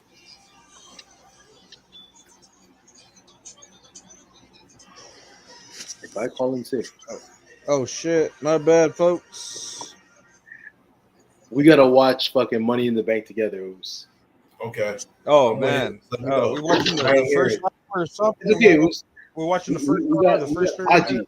We got Haji as the guy running it. So I need to watch one pay-per-view with my boy, dog. You know? I'm with it.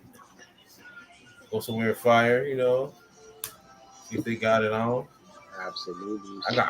Let me look into it too. I'm gonna look who might have it up there. Actually, give me a minute. I gotta pee real quick again.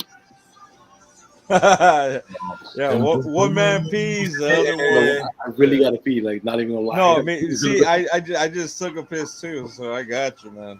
That pee is, you know, no. Hey, you know what? Just focus your eyes on mommy real quick.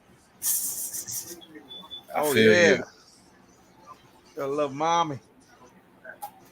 When she comes back, man, she's gonna give hell to Liv Morgan. That's one thing for sure we could all agree on.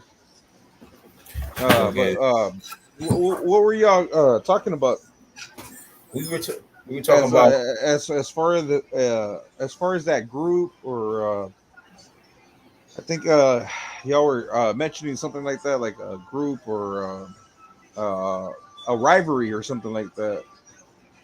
Because you guys said Fiend versus Taker or something like that. Oh no! He said if we were to book a legendary match, So I said Fiend versus Taker. That'd be a legendary match for me. Crazy. I think that'd be crazy. Who said he would want the original Nation Domination with Farouk versus the Hurt Business? Man, that'd be crazy too. That's crazy. I like that one. I think that'd be crazy. That'd be nice. Of course, I have another legacy. Crazy ass rivalry. No, go ahead. Yeah. Oh no, I'm saying the one we never got and the one we all clamored for. Sting, Undertaker versus Taker. Yes, sir. We were robbed. I like that one, but my thing would be like things that we never seen, but I wish we could have seen. Would have been a crazy ass. We seen the Triple H versus Stone Cold. We seen The Rock versus Stone Cold. We seen Triple H versus Stone Cold. We seen Triple H versus The Rock. But I wanted to see a crazy ass, like you know how we seen Triple H versus The Rock, like that type of match, like where everything is like they get their shit in. It's almost like a false finish. They got a bunch of finishers and movesets and all that. Like they go crazy. I've always wanted to see, because we've always seen Shawn Michaels versus Stone Cold. No one ever saw Stone Cold versus The Rock versus Shawn Michaels. No one saw that. If I could book that, like how y'all were talking about, like fantasy booking rivalry, I always wanted to see Shawn Michaels versus The Rock in that type of way. Absolutely. But what after all the politics that happened between Shawn Michaels and The Rock, you can't blame The Rock, bro. Web, you know about I don't blame him. I don't blame that. Yeah. Like Rock had his reasons, you know what I mean? Because Shawn Michaels didn't, like Triple H didn't even go that far. He didn't even say nothing about The Rock. Like you could tell that Shawn Michaels was the one that was like that started all that fucking shit. You know what I'm saying? You know what I mean? It's all Shawn did. Well, it goes back before that. Optimizia, right? And he disrespected his grandma. I mean, his mom, right? He disrespected his mom. Yeah. No, Leah Maivia, who was the owner and operator of the NWA Pacific Islands, where she would run shows out of Hawaii back in the day, back in the 70s, the 80s, and the 90s. She had Shawn Michaels come down and wrestle in the NWA Hawaii, and he disrespected the fuck out of her. And Rock held that grudge. Have you guys watched the show Young Rock? Yeah, they even replaced Shawn Michaels on that thing. Have you, D-Web, have you watched Young Rock? Is it good? I've always seen it. It's really good. It's really good. But there was an episode dedicated to The Rock exposing Shawn Michaels. Yeah. Shawn Michaels was an asshole. Not only did Shawn Michaels, was he an asshole to Leah Maivia, The Rock's grandma, but he was the one that was behind the scenes in Vince McMahon's ear saying, I don't think we should work with. They shouldn't push him. They shouldn't push The Rock. They shouldn't push The Rock. And The Rock was like, yo, like, what the fuck? You know what I mean? Shawn Michaels was always a thorn in The Rock's character, and The Rock refused to work with Shawn Michaels. And you know what? One of the best rivalries. Oos, he did the same shit with Bret Hart, man. He did. Can you elaborate on that, J. Esco, for all of us? Oh, well, during, okay, so this is what happened. Bret Hart clarified this when he was talking to, the UK fans and all that stuff, and was saying that there is more to WrestleMania 10. Remember, was it the Iron Man match with Shawn Michaels versus Bret? Was that Iron Man? Was that WrestleMania 10? WrestleMania 10. Okay, that's when that was the Iron Man match. Yes, sir. And that I gotta say, that was my favorite match, and WWE agreed with me at that time. WWF, where they had the Ric Flair countdown, where Ric Flair was counting down the best WrestleMania matches at that time, which was 03 or 02, and that was the number one match of all time, that Iron Man match. And I agree. I mean, that was a beautiful fucking match. It was badass, bro. That's what really made me a diehard WWE fan. Absolutely. But Bret Hart had said it himself, where he was talking to the fans and telling them that there's much more than that. Like, they're supposed to have some matches together, him and Shawn. But when he did that whole shit with he lost his smile, it's because he didn't want to work with Bret Hart. I didn't even know that, bro. Like honestly, like when I heard that shit, I was just like, I thought of Sean different as fuck. I thought he was a pussy. When I heard that, I was just like, that was fucked up because like, I was a big Bret Hart fan too. Like those two guys were the best. That was my Rock and Stone Cold. You know what I mean? And Absolutely. just to hear that Sean didn't want to do that extra match with them, and like even Bret Hart had said, I'm gonna go heel and we're gonna have this match where I beat you in this one match, but at the end of the day, the next match you're gonna beat me for the title. Like he had planned everything out. He planned everything out. That's why they did that whole angle where Bret Hart was in the wheelchair and Shawn Michaels super kicked him for no fucking reason. Remember, like I guess Bret Hart was talking shit, and then Shawn kicked him in the face, and that was the last of it. Like you never saw nothing else between Shawn and Bret. But that's like a pussy thing, bro. You don't want to do business. Like that's why, like when you see nowadays everybody working with each other and WWE, it's just like it's crazy because like it wasn't like that back in the day. Like it was like people didn't want to work with certain people. It was crazy back in the day, man.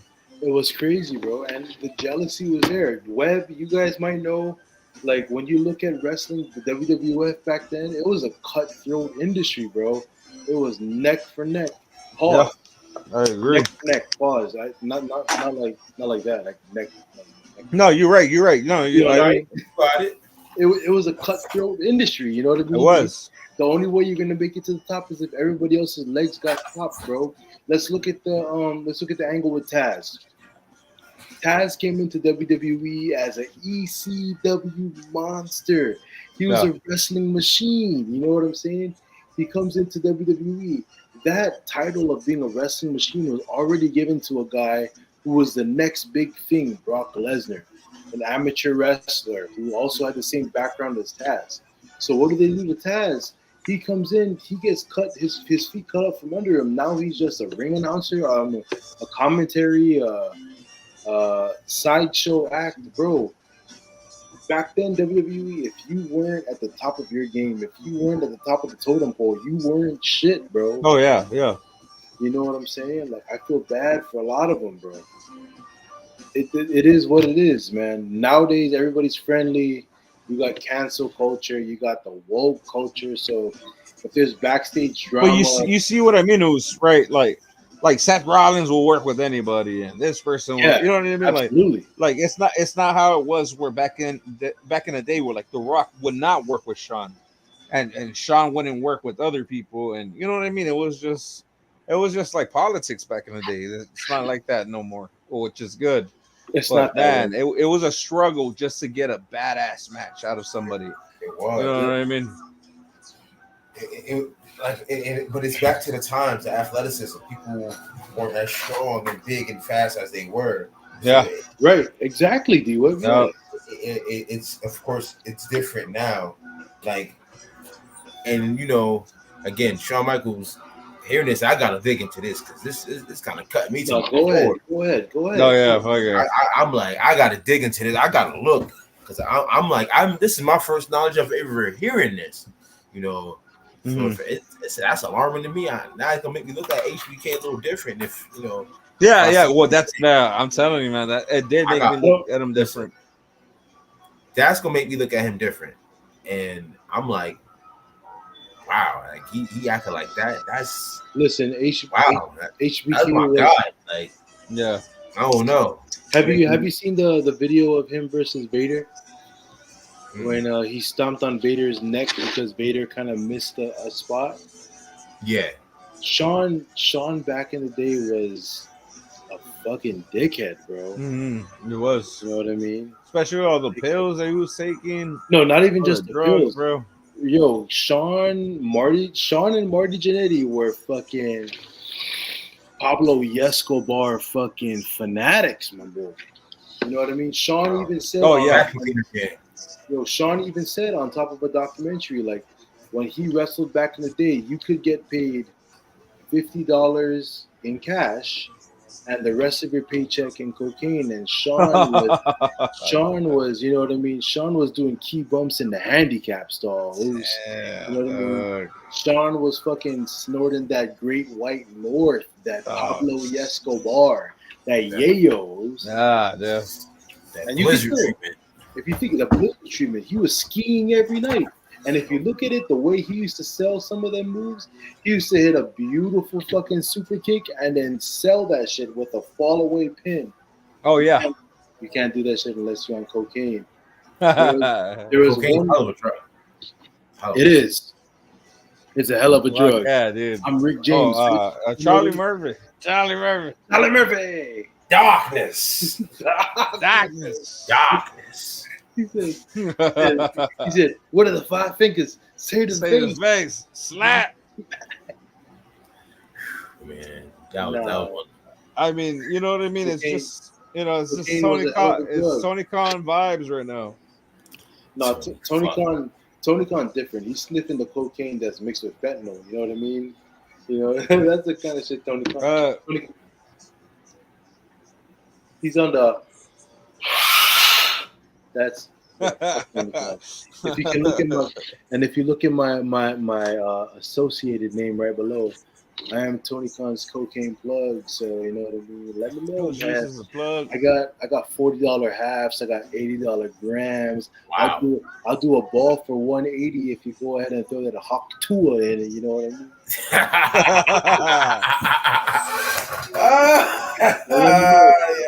I got the 4th of July deals, dog. I got a 180 ball. Hey, y'all hear what's being played right now? Priceless. Ted DiBiase. Did that motherfucker get caught with all that stuff too?